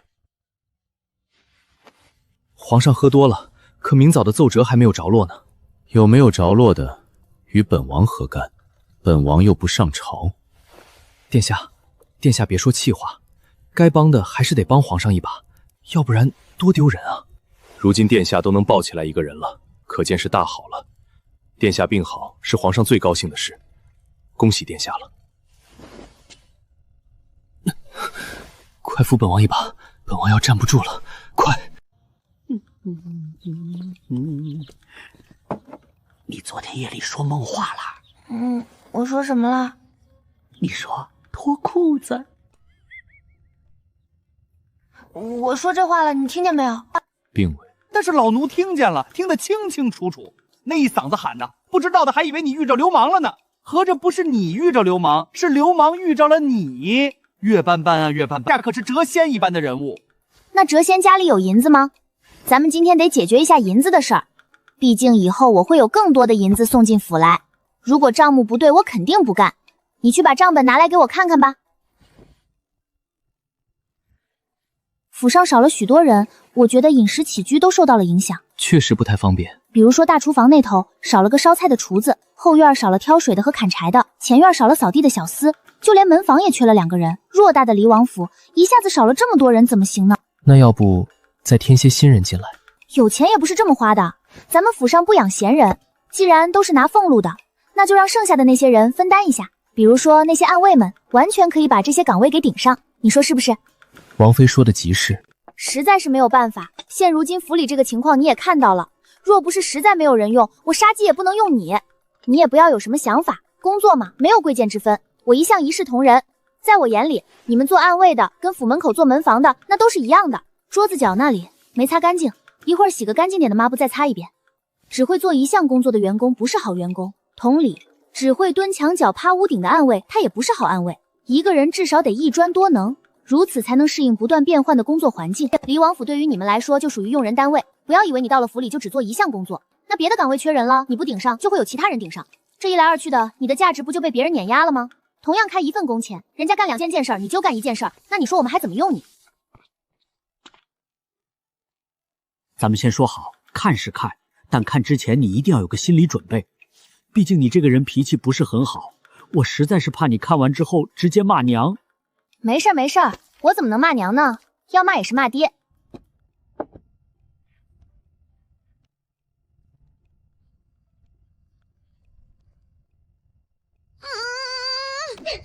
混蛋！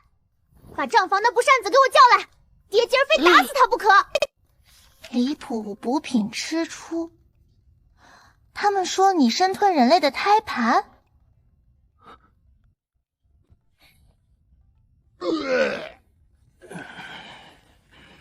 账房那边也不知道是谁的人，老奴试图换过人，但是没成功。那时候殿下的身体一直不好，每天担心的最多的就是殿下能不能活到明日，谁还有心思去管那些事儿啊？王妃看看怎么办吧，这账肯定是假账没错了，但真账本在哪里，老奴也不知道。账上的大先生还在蛙跳呢，我刚刚路过时看了一眼，脸通红，跟要爆炸了似的。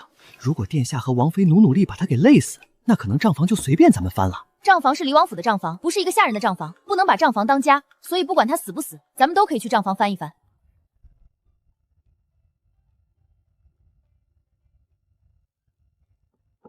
这属于被人偷家了。那王妃以为我们应该怎么做才对？欠的外债，有七殿下亲自按手印的欠条吗？没有。没有算什么外债？你们这里欠钱都不用人亲自画押的？是以王府的名义外借的，具体怎么弄的我也不清楚。王妃请一定记得，我是个太监，我只是个太监，我没上过学，没念过书，那些事儿我不懂啊。今日预计能淘汰多少人？还能再淘汰3、4个吧。有几名侍卫确实是体能不错，一直在坚持。把那账房给我留着，真正的账本可能不在府里，指不定被送到什么地方去了。咱们得把账本找回来。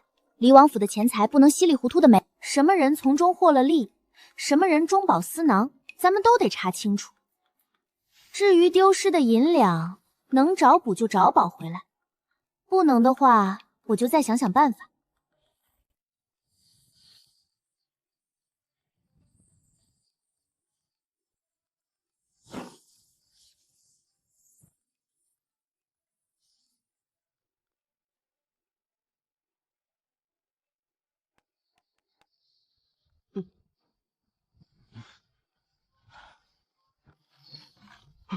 别索我命，别索我命！我不是来索命的，我是来找你要银子的。你想干什么？看不出来吗？我要逃跑。逃跑是什么意思？就是要离开离王府。哎，这个家实在是没法待了，欠债太多，我怕还不上再把我给卖了，那我多推得慌啊！我是这么想的，趁现在我还没有陷得太深，我得赶紧跑，晚了怕是来不及了。但我手里娘娘们给的那些都让德全给没收了，我就想你能不能支点银子给我？你能认清楚这一点，说明你是个聪明的人。这离王府确实不是人待的地方，早跑早超生，再待下去真容易把自己搭理。要不是我的神器在主子手里握着，我早就跑了。你也想跑？不能吧？你对七殿下那么好，你怎么可能想跑呢？我对七殿下好吗？好啊。从前府里买了那么多名贵药材给七殿下治病，都是从你这里支的银子。而且我看过账本，也问过府里的一些人，并不是有什么人做主去买那些东西的，多半都是由你主张。可见这府里真正关心七殿下的人就只有你了。我把这件事跟七殿下说了，七殿下很感动。啊，是，咱们来府上做事的，自然一切都得为主子着想。要不是因为七殿下这个病，府里也不能欠那么多外债。能不能教教我，在没有主子按手印的前提下，外债是怎么欠下的？你问这个干什么？我这不是为了多学门手艺，出去之后好谋生嘛。你也知道我的情况，娘家是指望不上的，我得自谋生路。主子的手印没什么用，主要是府里的金玺，有了那个就作数。哦，原来七殿下的金玺在你这儿呢。其实原本也不在，后来七殿下一次次病危，府里乱着呢，没有人管，就到我手里了。高明啊！不过你买的那些可真都是好东西，我全看见了，我还顺出来一些。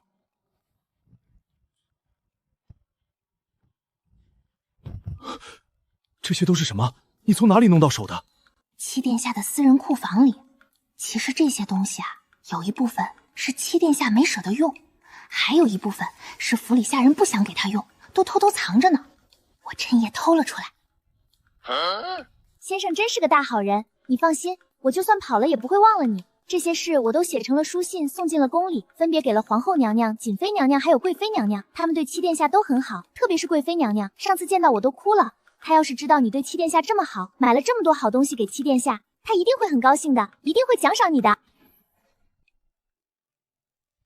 王妃为何说这些都是我买的？又为何要写信告诉宫里的娘娘？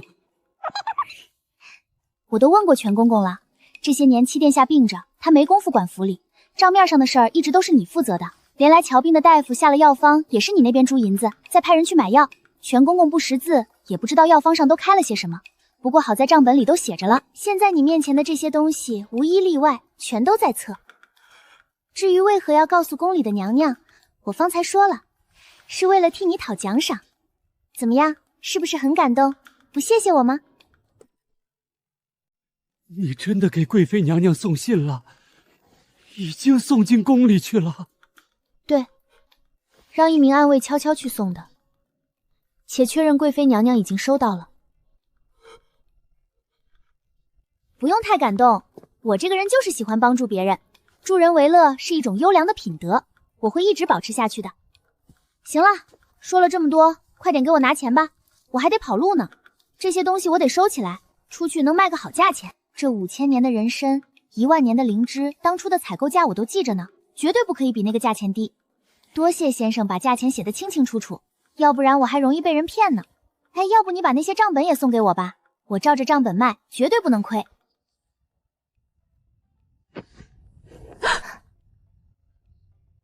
既然带来了，就别拿回去了。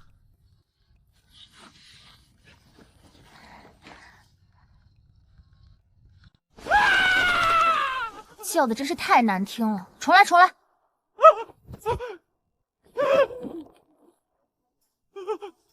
一个50多岁的老头子，你叫的跟花楼姑娘似的，恶不恶心啊？重来！你跟谁呀呢？问谁啊？好好叫。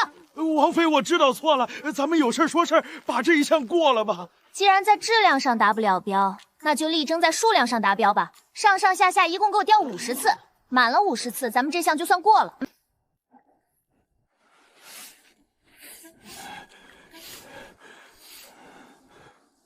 如果连扫地这等小事都做不到，离王府要你何用？你怎么知道我给贵妃娘娘的账也是假的？这种把戏我见的实在是太多了。说说吧，离王府那些银子你都给倒腾哪儿去了？你要是不说，我就把你送到叶贵妃那里去。贵妃娘娘处置人的手段，不用我说，你应该也明白。只要王妃能放过我，让我干什么都行。你做多少假账跟我都没有关系，只要能把那些搬空的银子债还回来，那我立刻就可以放你走人。还有没有别的路可以走？殿下饶了我吧，我知道错了。不是本王不帮你，而是如今府里有王妃做主，本王说的不算。欠下的那些外债是怎么欠的？比如说岳府，当初真的给银子了？给了的。我们以七殿下买药钱不够为由头，找岳府借银子。当时用的理由是七殿下是被岳家的孩子克病的，岳家不能不管。其他府里也是这个理由？差不多吧，只有叶府不是，叶府没给银子，那是笔空账，就是为了给离王府加码的。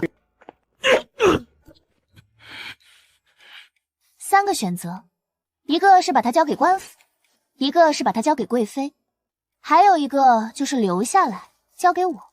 留下来，我选择留下来。留下来也行，那就留下来去给我平账吧。我不管那些外债主是不是真的拿了银子，我不看过程，只看结果。你只要把那些外债给我平了，我甚至可以不向你追讨银子的去处。不过这件事情是有期限的，一份外债给你1天时间，累计8天。你要是完不成，8天之后我就把你交给贵妃娘娘。七殿下，帮帮我！王妃，她年纪也不小了，要不这次算了。你说什么？再给我说一遍！江崇华，你良心是不是喂了狗？我好心好意替你出气，好心好意找你丢失的银子，你现在替他求情，真是烦了你了！你把嘴给我闭上！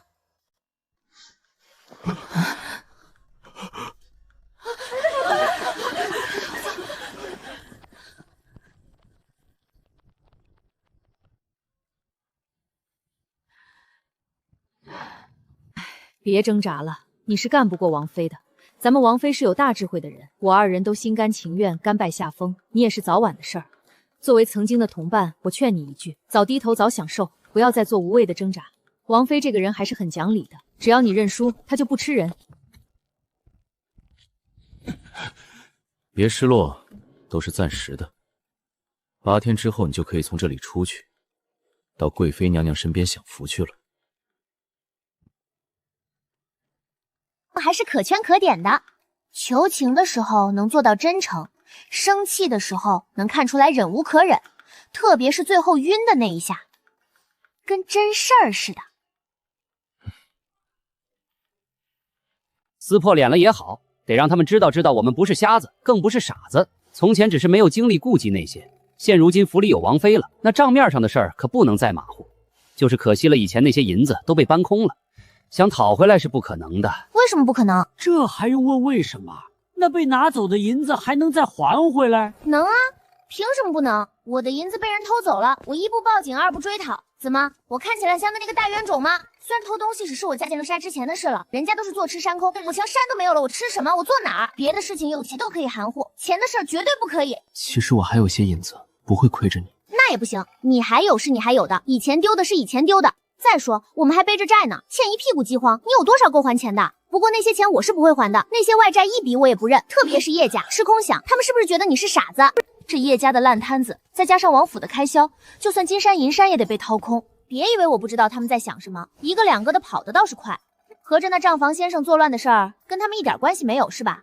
那2个婆子也是叶贵妃身边的人，他们原本是一样的。至于德全，哼，身为离王府总管太监，连家都没看住，他好意思吗？你藏私房钱？没有，没藏。那你刚刚说你还有银子搁哪儿呢？有多少？不是现银，是五哥在外面有些生意，算了我一份，每年有些红利。因为府里杂人过多，所以我一直都没提取出来。五哥是谁？五哥是皇后的儿子，我们从小一起长大，我养在皇后娘娘身边，多数时候都是五哥在照顾我，连去国子学都是五哥带着我一起去，出来进去的是他背着我。听起来倒是个不错的人。那行吧，那回头你把那些银子整理个账目给我，等我料理好账面的事儿，就把那些钱挪回来。钱这种东西还是放在自己手里比较放心。好，家里的事你做主。困不困？你昨晚只睡了1个时辰，再眯一会儿吧。不行，钱的事情不能大意，一天不解决我就一天睡不好觉。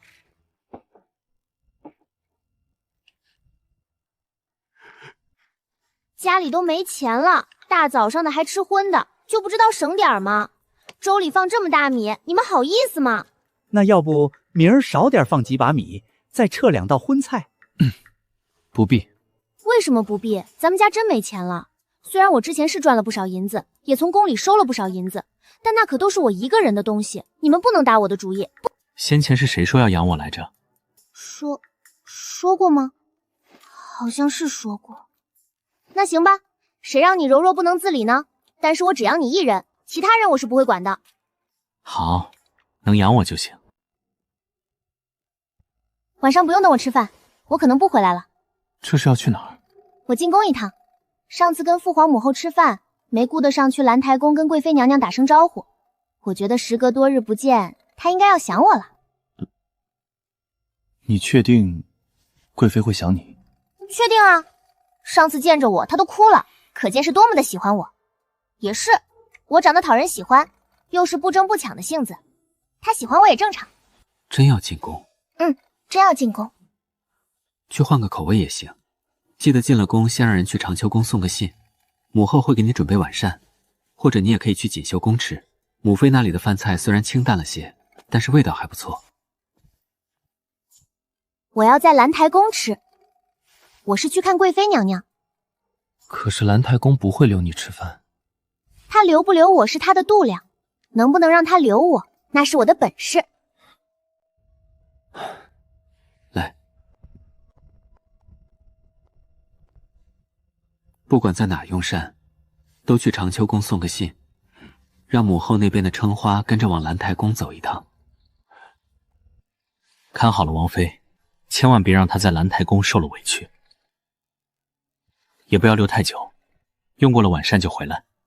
马上入冬了，宫门下宵很早。是我没说清楚吗？我的意思是，今晚都不要等我了，我不回来吃饭，也不回来睡觉，我就留在兰台宫陪贵妃娘娘。你说你要干什么？我说今晚我要住在兰台宫。你有病吧？你知道那是什么地方吗？那可是兰台宫，是贵妃娘娘的寝宫。你跟人家熟吗？你就去人家那儿连吃带睡的。熟啊，怎么不熟？上次不是见过了。这事儿绝对不行。我决定的事是谁都改变不了的，何况这件事情关乎我们家丢失的钱。我这个人就这样，什么事情都可以马虎，唯独在钱上绝对不能马虎。我不进宫一趟，叶贵妃她就不知道我文武双全。殿下不拦着点吗？让他去吧。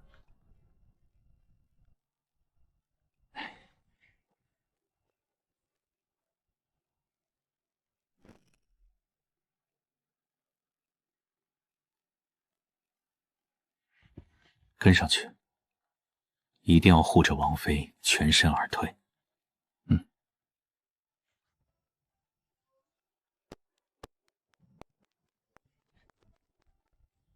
回皇后，离王妃已经进宫了。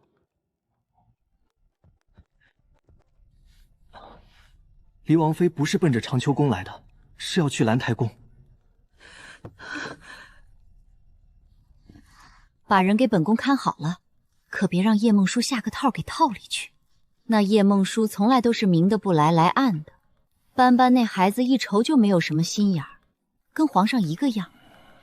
你可得把人给我看住了。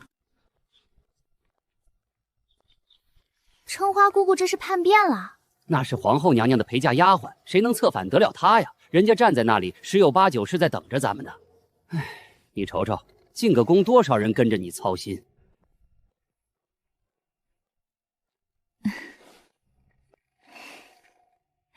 上次我不是说过吗？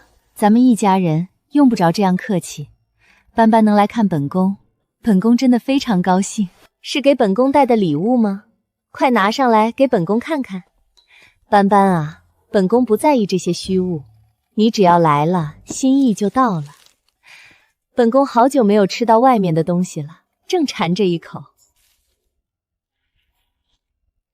只有我们斑斑能把民间的食物带到本宫面前来，本宫实在是太感动了。我已经好多年没有吃过宫外的包子了。还愣着干嘛？赶紧把这包子拿去热一热，娘娘等着吃呢。快去热一下，本宫是想尝尝。不知斑斑今日进宫是为何而来？是刚从长秋宫过来吗？我没去长秋宫，是直接奔着兰台宫来的。我今日就是特地来看贵妃娘娘的。特地来看本宫？对啊，贵妃娘娘第一次见到我就哭了，这事儿我一直记着。我知道贵妃娘娘一定很喜欢我，但是前儿我进宫却没能来拜见您，心里总是惦记，也怕娘娘想我，所以今儿就特意来一趟。娘娘是想了，本宫很想念斑斑，所以我就来看娘娘啦。我很善解人意吧？我一定会一碗水端平的，对皇后娘娘好的同时，也会对贵妃娘娘好，一定对得起娘娘待我的一片真心。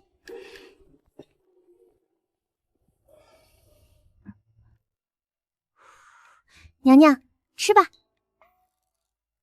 黎王妃，你怎么可以用手拿包子？不然呢？让我用嘴叼着喂给娘娘吃吗？没想到娘娘还有这样的嗜好。本宫没有。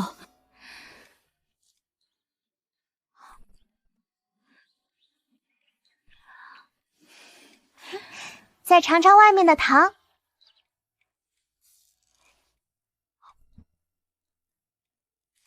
碎茶叶晚上用来泡脚，可以促进血液循环，调节新陈代谢，有舒筋活络的功效，特别是还能除脚臭。娘娘一定要试试。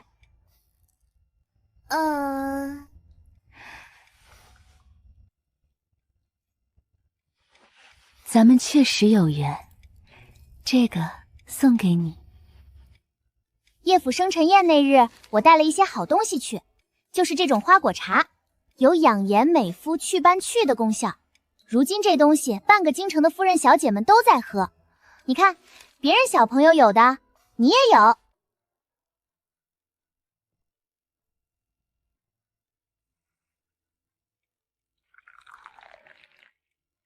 听说是10两银子一包，你先给本宫来500两银子的，喝完了本宫再跟你买。10两一包的是简配版，外头那些夫人小姐喝喝还挺好的。娘娘您怎么能跟他们喝一样的？跌份儿。我这里有高配版，跟我给皇后娘娘的是一样的。贵妃娘娘就是要喝，也得跟皇后娘娘喝一样的才行。本宫是应该喝好的，就是这好的有点贵啊。银子的事情不用考虑。高配版的100两一包，用量也是1天1包。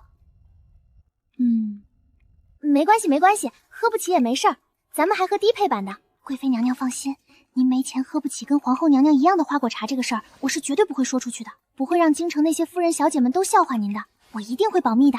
你卖给皇后也是这个价？那肯定不是，皇后娘娘把七殿下养大不容易，这个钱抵的是多年来的养育之恩。但是娘娘您没有啊，没东西可以抵啊，我总不可能打这些家伙的主意。娘娘也别着急上火，虽然低配版的不如高配版的好，但您输给皇后娘娘也没什么，毕竟那是中宫嘛，很正常的。去拿银子，先拿1年的。本宫有钱。娘娘确实有钱。高配版的除了跟低配版有一样的功效之外，还有一个独特的作用，就是减肥。女人不怕胖，但咱们胖到正地方。那肉要是长在胸上叫性感，长在肚子上就叫囊囊踹。看过肉摊子上的肥油吗？囊囊踹就是那玩意儿。皇上能喜欢那玩意儿吗？斑斑，你看啊，这东西能不能以后不卖给别人了？娘娘这是要买断它的使用权，可以吗？可是我已经给皇后娘娘一些了。以后可以不给她吗？她毕竟是皇后，还是七殿下的养母，本宫给你银子100万两，200万两。无论是高配还是低配版的，我将来都打算拿出去卖钱的。毕竟我们离王府很穷，七殿下常年吃药，还有那么多仆人要养。我一个小姑娘原本不应该抛头露面出来赚钱的，但是没有办法，谁让我摊上这么个家。皇上和皇后娘娘虽说也疼戚绕也，但每位皇子的俸禄都是差不多的，他们也不能太偏疼他，那样会被人说闲话的。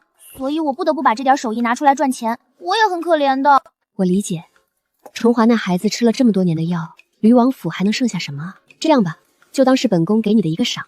你说吧，你要多少，本宫就给你多少。只是斑斑，这个东西说好了不再往外卖，那就真的不能再卖了，知道吗？本宫喜欢诚实的孩子，你可不能学会说谎。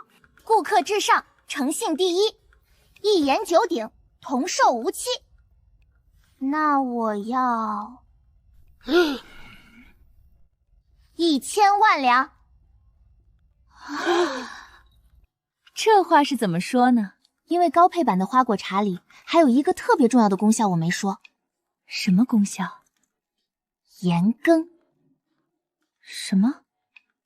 延什么？就是延长您的青春，甚至可令已走向衰老的女性重新恢复生机。那个您曾经拥有过1月1次，但是又很快就会失去的东西，也会多留至少10年。要喝多久会有回转？半年还是1年？1个月就可以有效果。这个月喝，下个月就来，但是不能断，得一直喝，平时就当水喝，反正也没有什么坏处，喝得越多越好呗。意思就是说，本宫给你1000万两白银，然后再按每天100两的价钱买你的花果茶，一直喝着，就可以至少保我10年青春。娘娘误会了，1000万两是没错，但不是白银，是黄金。能不能少一点？娘娘，我不强买强卖啊，你要是觉得有难处，您就不买，没关系的。正好我也愁没办法跟皇后娘娘那边交代呢。毕竟我牛皮都吹出去了，再不给她，我怕她生气。娘娘，要不就算了，您别买断了，就按天喝呗，啥也不耽误。不，我给。你给本宫3天时间，3天之后一定把银票送到你府上。那就让娘娘破费了。娘娘放心，以后装花果茶的时候，每包我都给娘娘多放些，喝得浓一点，效果会更好。饿了没？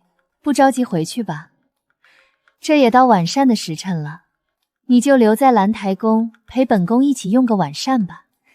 好呀好呀，谢谢娘娘。 25岁之前是第1阶段，不管成没成婚，都处于少女期。少女期的女人，无论内里还是外在，都是人生当中最好的状态。25岁到45岁是人生的第2阶段，在这个阶段中，虽然不如25岁之前的青春洋溢，但也有一种成熟的美，就像青涩的果子成橙子，都会有让人多看几眼，甚至想要摘取的冲动。等到了45岁，就是人生的第3阶段。在第3阶段，女人慢慢变成老人，皮肤失去弹性和光泽，新陈代谢开始变得缓慢，内脏器官也开始逐渐衰竭。很多年轻时候不当回事的小病病，到了第3阶段都开始逐渐放大。王妃，咱们该回了，宫门快下药了。我跟贵妃娘娘如此投缘，话还没唠够呢，你总催什么催？是啊，斑斑好不容易来兰台宫一趟，可得多与本宫说说话。你们放心，就算宫门下了药，本宫也会派人送她回去的。斑斑这些年在老家真没白待，懂得这么多，还能配出这么好的花果茶，真是叫人羡慕。果然，优秀的孩子不管到哪里都是优秀的。是啊，我父亲也是这样说的。听闻这2天安远侯在家中的日子很不好过，安远侯府的大夫人发了很大的脾气，就因为安远侯偷偷教导你这件事情，再加上在叶府的生辰宴上岳家大小姐丢尽脸面，这让那位大夫人十分气恼。唉，可是怎么办呢？他怎么可能真的把我扔到乡下什么都不管？贵妃娘娘，您说是吧？是，斑斑说的对，为人父者，这些都是他应该做的。你这配花果茶的手艺也是在老家那边学的，这里面的东西不知道京城这边好不好买？是要到外面去买的，买回来之后再用独特的方法晾干，这些我都做得很隐蔽，就是为了防止有人打听我的秘方。不过其实就算知道我都进了什么货也没关系，因为配比没人知道，哪怕买到的人把花果茶交给大夫去验方也是验不出来的，因为里面有些东西只有我才知道是什么。你说的有道理，这么重要的东西是得谨慎一些。斑斑，你以后要是有什么需要帮忙的，尽管来跟本宫说，本宫一定会帮着你。好啊好啊，那以后我有事一定会记得来找贵妃娘娘。至于我这方子，确实是在老家那边学的，我在那边认识一位游医，配这种茶很厉害。程满分，艾米拉，往往爱一故事。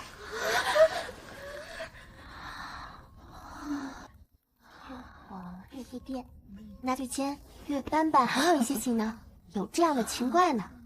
也有眼望跟兰台服从的小将，我是眼望酸车园的皇长。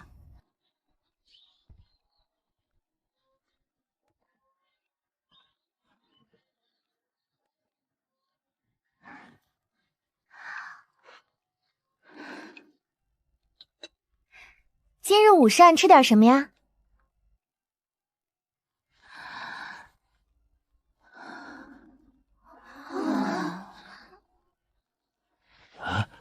本宫困得紧，不想用午膳了，给你点钱，你自己想吃什么自己去买。御膳房还能点菜呢？本宫的意思是，你去宫外买着吃。外头没意思，一回家就一脑门子官司。离王府别的没有，就是外债多。我看到那些外债就觉得头疼。外债而已，还了就行了。一是娘娘您的金子还没到位，现在我手头没钱；二是就算我有钱，那是我婚后凭自己本事的赚的，我为什么替他还钱？娘娘您能替皇上还以前欠别人的债吗？那不成傻子了吗？不还，那就对了，我也不想还，所以我想在娘娘这儿躲一躲。你还要躲几天？躲到七殿下自己把钱还了。回去吧，叶家的钱不用还了，本宫替你求情。不能说不还就不还，那不是我的风格，怎么着也得走个流程。是，这样算我还了，对外也好成。哎，是有点不太好，要不算了，让七殿下慢慢还吧，我就在兰台宫住着，还能给你们讲故事，多好啊！不要，本宫这就派人去叫叶家人进宫。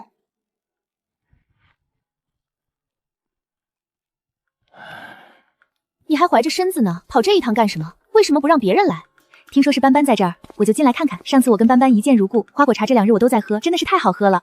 斑斑，你快看，我这皮肤是不是好多了？前几日脸上都起痘了，这才2天功夫，痘就没了。真的吗？那你可得多喝几盒。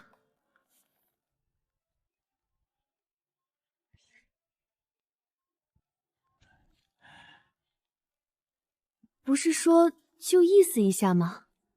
斑斑，银票得还给叶家。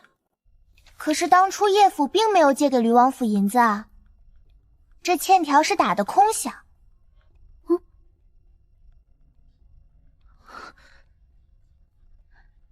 你是听谁说的这话？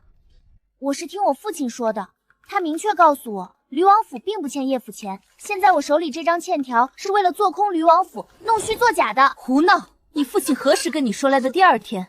贵妃娘娘，您别生气，您就算生气也别生我的气，这事儿跟我真的没有关系啊。那天我父亲到黎王府来跟我要债，我说黎王府根本没钱，就算有钱也得先可着叶府的还，还了外人的才能还自己人的。但是我父亲说他着急用钱，他跟我说让我帮帮他，先把岳府的还了。他还说叶府当初给的就是个空饷，根本一个子儿都没出，欠条是账房偷偷给叶府打的。就算是空饷，那我把欠条还给你就行了，你也得把银票还给我啊。这话说的，你拿都拿来了，怎么好意思再要回去？东西都到我手了，那不是打你的脸吗？你说是吧？是吧？是吗？是什么事？本宫怎么知道是不是？谁给的问谁去。那是吧？那以后花果茶能不能永久的给我打8折？行吧，满足你。姑姑叫个人去黎王府一趟，再多给我取几套衣裳来，我可能要在宫里住一阵子。贵妃娘娘管吃管住就很好了，我不能再花娘娘的银子，让娘娘给我准备衣裳，住一阵子。七嫂，你要在宫里住下呀，还是住在兰台宫？这可真是太好了。七嫂要是住在这里，那我天天都进宫来。是七殿下的弟弟吗？果真是一表人才，跟你哥哥长得还真像呢。弟弟快坐，今日能见到弟弟，我也很高兴。虽不是第一次见嫂嫂，但却是第一次面对面的跟嫂嫂说话，这是我一点心意，不成敬意，望嫂嫂收下。这就单纯是一本书？它就是单纯的一本书。这是我新写的书，本来想进宫拿给母妃看的，正好七嫂在这儿，那就让七嫂先看。那天在叶府的生辰宴上，七嫂技惊四众，我都看见了，七嫂真棒。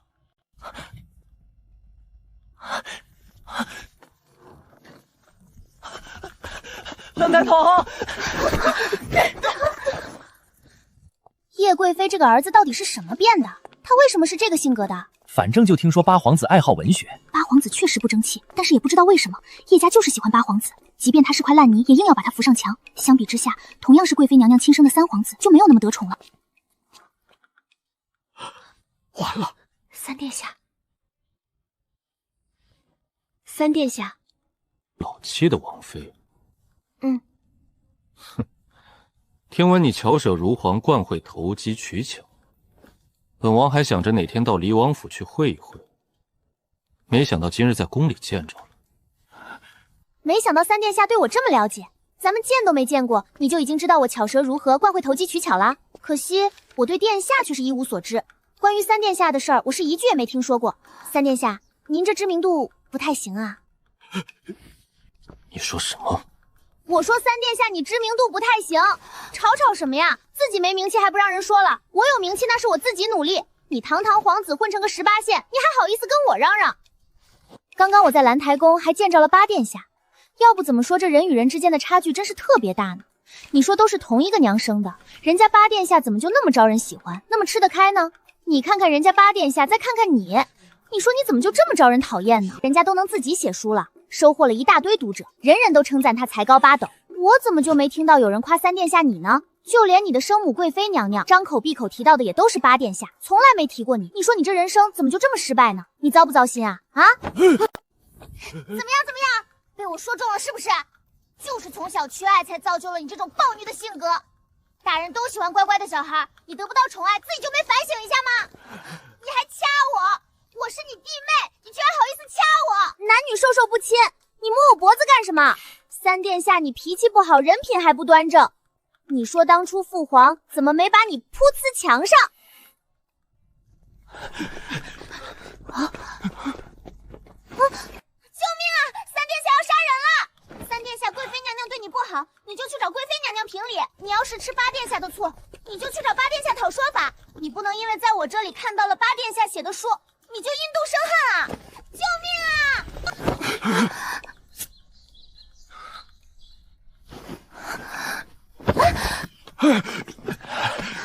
接着喊，刚才我怎么说的你就怎么喊。王妃啊，你怎么这么倒霉呀？三殿下妒忌八宝甲多得宠爱，这事儿怎么就把您给剐上了呀？八殿下也是的，非得给您见面礼，你好心好意收了这本书，没想到差点害死自己。三殿下，您怎么能这样呢？她可是您的弟妹呀！我家七少爷好好在府里躺着与世无争，他已经够可怜了，好不容易娶个王妃，您居然还要掐他！您不给弟妹见面也就罢了，我们不差你那三瓜两枣的，但你也不能把心里的火气见着谁就往谁身上发呀！我家王妃好惨啊！三殿下想杀死我，就因为我说贵妃娘娘看起来比较疼爱八殿下，你们帮帮忙，告诉八殿下快跑，晚了可能就没命了。你干什么？你别走。八点说是个好人，我不能让你去找他。我知道你妒忌他，但你们亲兄弟虎毒还不食子呢。要是你不听劝，贵妃娘娘是不会原谅你的。你在胡说些什么？放手！我不放，我烂命一条，死了也没关系。但八皇子是个好人，贵妃娘娘也是好人，我不能让你去害他们。三哥，你……墨儿，你先走，本宫倒是要看看他敢不敢动你。那儿臣就先出宫了。你还有没有人性啊？他是你亲弟弟！孽障！有本事你把本宫也给杀了！我没事，是我自己不小心。你弟弟受了这样的委屈，还在替你说话，可是你这个当哥哥的呢？你都做了些什么？你走你的，他要是再敢动手，本宫今日就砍了这个孽障！你说的对，本王是恨弟弟和母妃。你不杀他们，仅仅是因为父皇不会放过你吗？对，仅仅是因为这个，本王对他二人没有一丝亲情可言。抱歉，弟妹，本王会补偿你。拦住他，千万不能让他去伤害八殿下。对不住你，斑斑，你快去追上墨儿，让他送送你。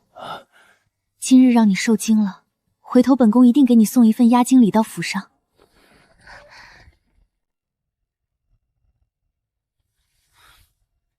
我摔的那一下，是你扎我对不对？没有。可是我都看见了。哦。你为何扎我？为何陷害我三哥？你是瞎吗？看不到我差点被他掐死了。我跟你说，我这个人就是有这种美好的品德，我从来不记仇，一般有仇我当场就报了。那你也不能拿我扯谎。要不然呢？那人是你亲哥，你真的觉得自己在这件事情当中没有责任吗？而且我之所以被掐，也确实是因为我提了一句你也在兰台宫，他才发疯似的掐我。归根点底，这是你们之间的恩怨，却平白的让我受了这场无妄之灾，这账怎么算？是我对不住七嫂，那就想办法补偿吧。如何补偿？对了，我今日进宫时看到小舅母了，听说你坑了叶府100万两银票，真的假的？你又卖他什么了？什么叫我坑了叶府银子？那原本就是叶府应该给我的。你小舅母又不傻，如果不是应该给的，她能让我把银票拿走吗？何况还有你母妃在呢。你母妃够不够精明，你还不知道？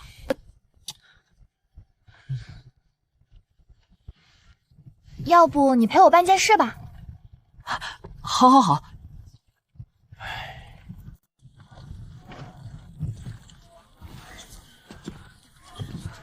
你要办什么事儿？买东西吗？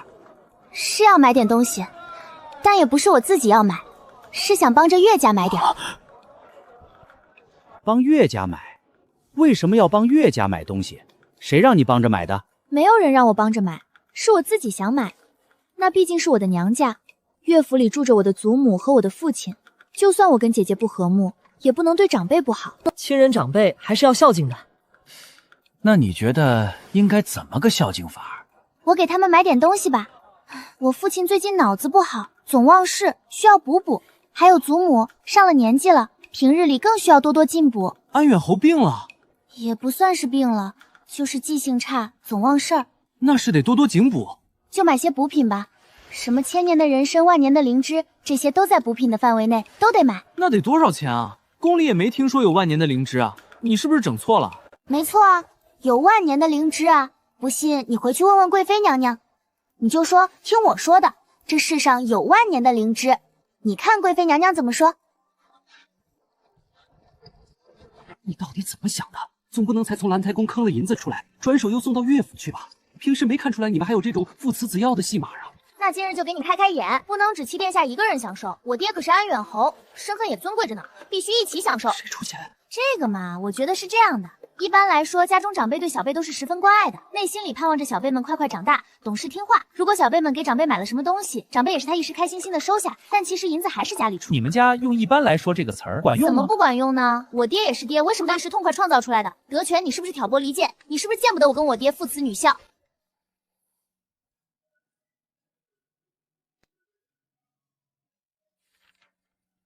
千年的人参，万年的灵芝，最好的鹿茸，最贵的虫草。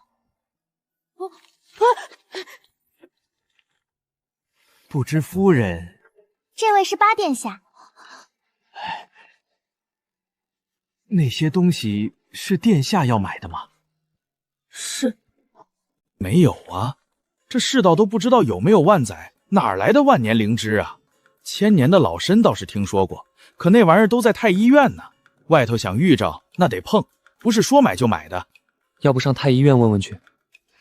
做生意嘛，要学会变通。人参它又不会说话，你把100年的人参说成是1000年的，难不成它还能自己检举自己？同样，100年的灵芝，你说它长了1万年，它也不能把自己给揭发了。造假呀！可是那也不100年的人参跟1000年的人参，它长得不一样啊，从须子就能看出来，差太多了。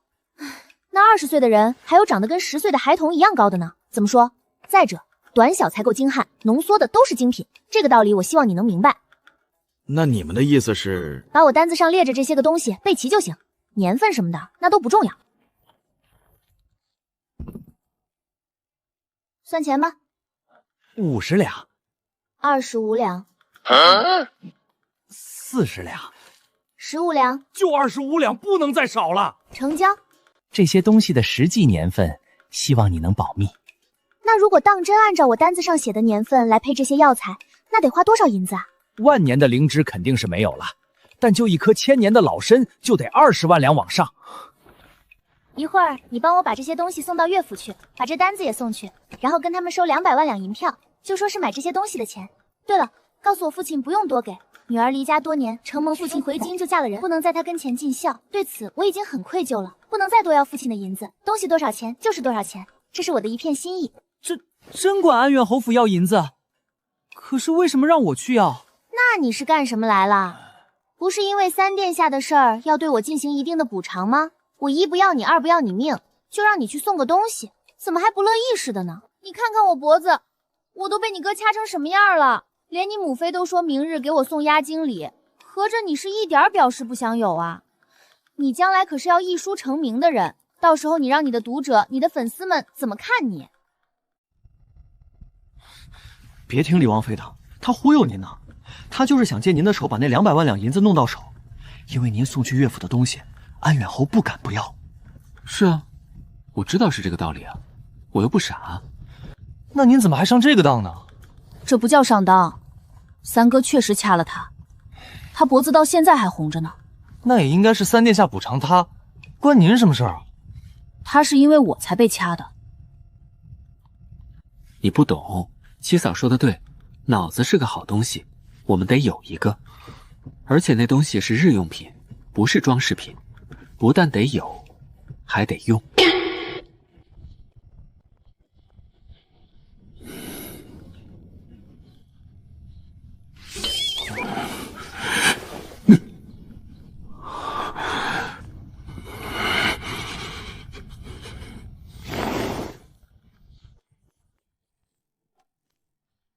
你好好想想，到底有没有偷偷派人教了岳斑斑10几年？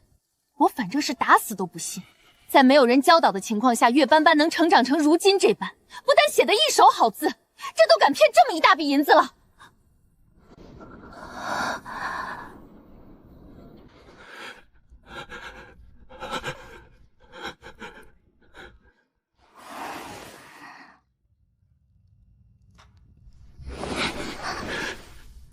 叶贵妃是什么人啊？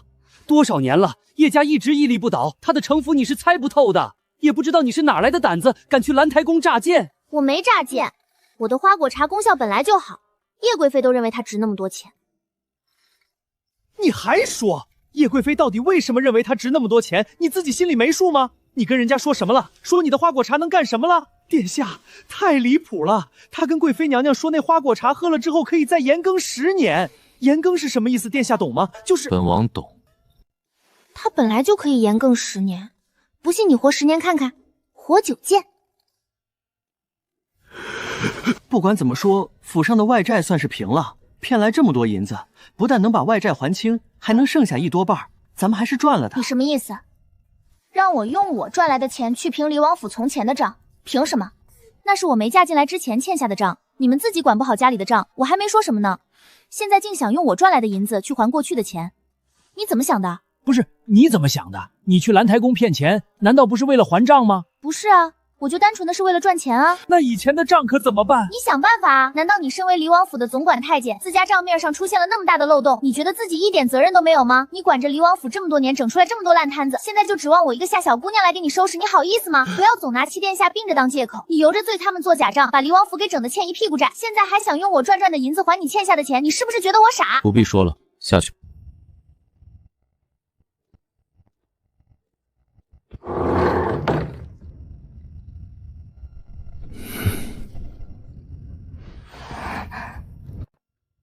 你站那么远做甚？走近一些，我还能吃了你不成？再近一些。现在你知道怕了，在兰台宫胡说八道，你怎么不知道害怕呢？我没有胡说八道，花果茶是真的。就算是真的，你可知与叶贵妃谋这些事情，一个不小心就有性命之忧。不会，叶贵妃要维持表面的平和，而且我说话做事也很小心，不会真正触及她的底线的。只要你病着，她最多把我当成一个贪财的小孩，不会真把我怎么样。他掐你脖子的时候，你怕不怕？岳斑斑，你过来。你还生气吗？先过来。怕了？不是怕宫里那些事，是怕你一直生气不好哄。你还能怕我生气？打从进了这座王府，你怕过谁？我在这府里又没有个说话的人，你生气了我更无聊了。你可以进宫找叶贵妃说话，找父皇喝酒，还可以找我那八弟上街骗人。我不愿意出去，能不出门我肯定是不想出门的，这不是没有办法吗？刚刚我说的话也是气话，骗来不是赚来，毕竟无债一身轻的道理我懂。不用你去还，那些债就算不还，也没有人敢上离王府来要。就当去串个亲戚嘛，我也没觉得去兰台宫住一晚需要多大的胆。你不是一直想在这王府里混吃等死吗？为何现在积极了起来？贫穷使人进步。嫌本王穷，怕本王养不起你。不是，别生气了，下次不敢了。我其实也是试探，如果贵妃娘娘十分谨慎，我肯定就不往下进行了。但是她看起来不太聪明的样子，不是生你的气，是怕你一个不小心送了性命罢了。疼不疼？当时有点疼，现在已经不疼了。回头我涂点药膏，明天早上就好。你真的不用替我担心。她掐我脖子的时候，我手上就夹了针，她掐得狠了，我就用针扎她，她一下就松手了。岳斑斑，但凡知道你出去能做这么多事情，我宁愿把你留在这府里，哪儿都别去了。真的吗？真的吗？我真的可以哪儿都不用去了，太好了，江崇华，你一定要记住你刚刚说过的话，以后谁再想让我出府，你就把这句话跟他们说。江崇华，你不要生气了好不好？我保证就这一次，以后我再也不进宫折腾了。说到做到，一定做到。这些年我身边冷冷清清，除了德全就还是德全。连府中那些下人都甚少进到这屋里来，他们觉得我这屋子晦气，怕我的病气过给他们，不得不进来时也是匆匆的来，匆匆的走。我其实也不喜欢人睡下去，第二天就不用睁开眼睛了。像我这样的人不会有真正在意的。怎么可能？至少瑾妃娘娘一定会在意。这么多年了，大家都习惯了。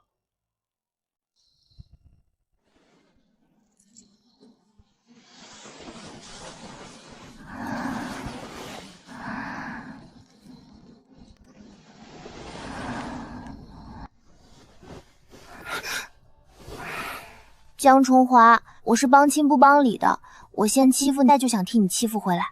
你长得这么好看，我早晚把你这个瓜给扭下来啃2口。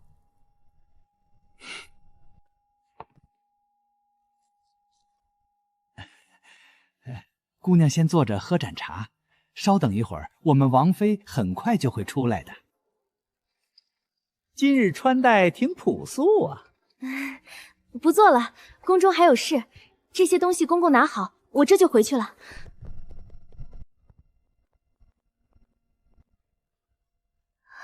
跑得老快了，一听说王妃要来，撒丫子就跑，撵都撵不上。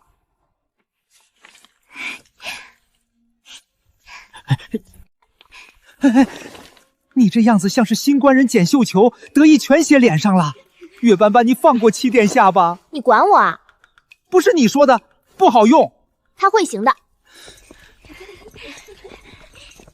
听说王妃从小是跟着您长大的，老姐姐能把王妃培养得这么好，真的是人才呀！咱们今后一定多跟着老姐姐学习，争取早日能替老姐姐和王妃分忧。对，老姐姐以后有什么活尽管吱声。我们在这府里待的年头多了，哪儿都熟，老姐姐跟咱们不用客气。咱们以后还指望老姐姐多多提携呢。我不是问你们多要东西啊，我就是说，你们替叶贵妃办事这么多年，用的怎么还是银首饰？贵妃娘娘那里给的钱不多吗？1个月2两银子，比宫里的老宫女还少。这么少？我如今都涨到了1个月5两，你们才2两。不对，离王府的账幔上给你们的月钱是1个月20两。怎么可能？我们每个月只能拿到2两银子，有的时候还不给。没办法，身契在人家手里还是死契。那另外的18两可能就被人私吞了，也不知道是谁吞的。按说贵妃娘娘也不差这点银子，不过如果人人都如此，那加起来可就多了啊。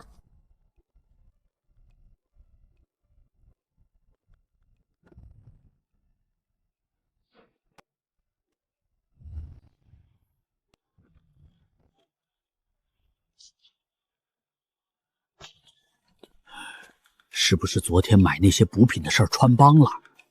岳府居然派人来请你回去。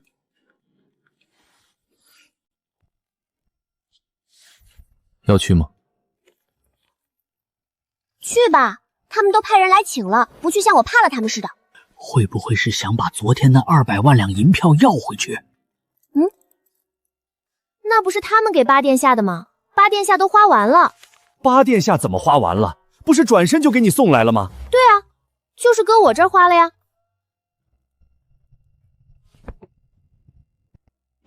我陪你去。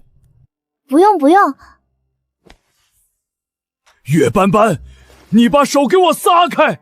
我一直是撒开的呀，可是你家殿下非要牵着。按说成婚第3日就该随你一同回岳府用归宁宴，但当时本王身体不太好，这事儿就耽搁了。眼下虽然也不太好，但也不至于差到原先那种程度。你去皇宫闹，尚且有母后能替你挡一挡，但是岳府不行，本王实在不放心你一个人。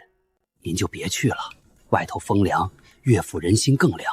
再说王妃这个性子，你又不是不知道，她可能吃亏吗？就是因为知道她不可能吃亏，所以才要跟着。她都不会吃亏，您到底在担心什么？我担心她把岳景瑩给坑死。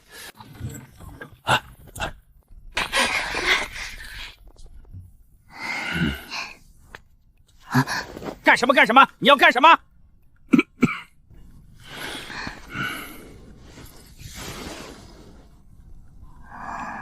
王爷，请。父亲最近日子过得好吗？大夫人有没有打你？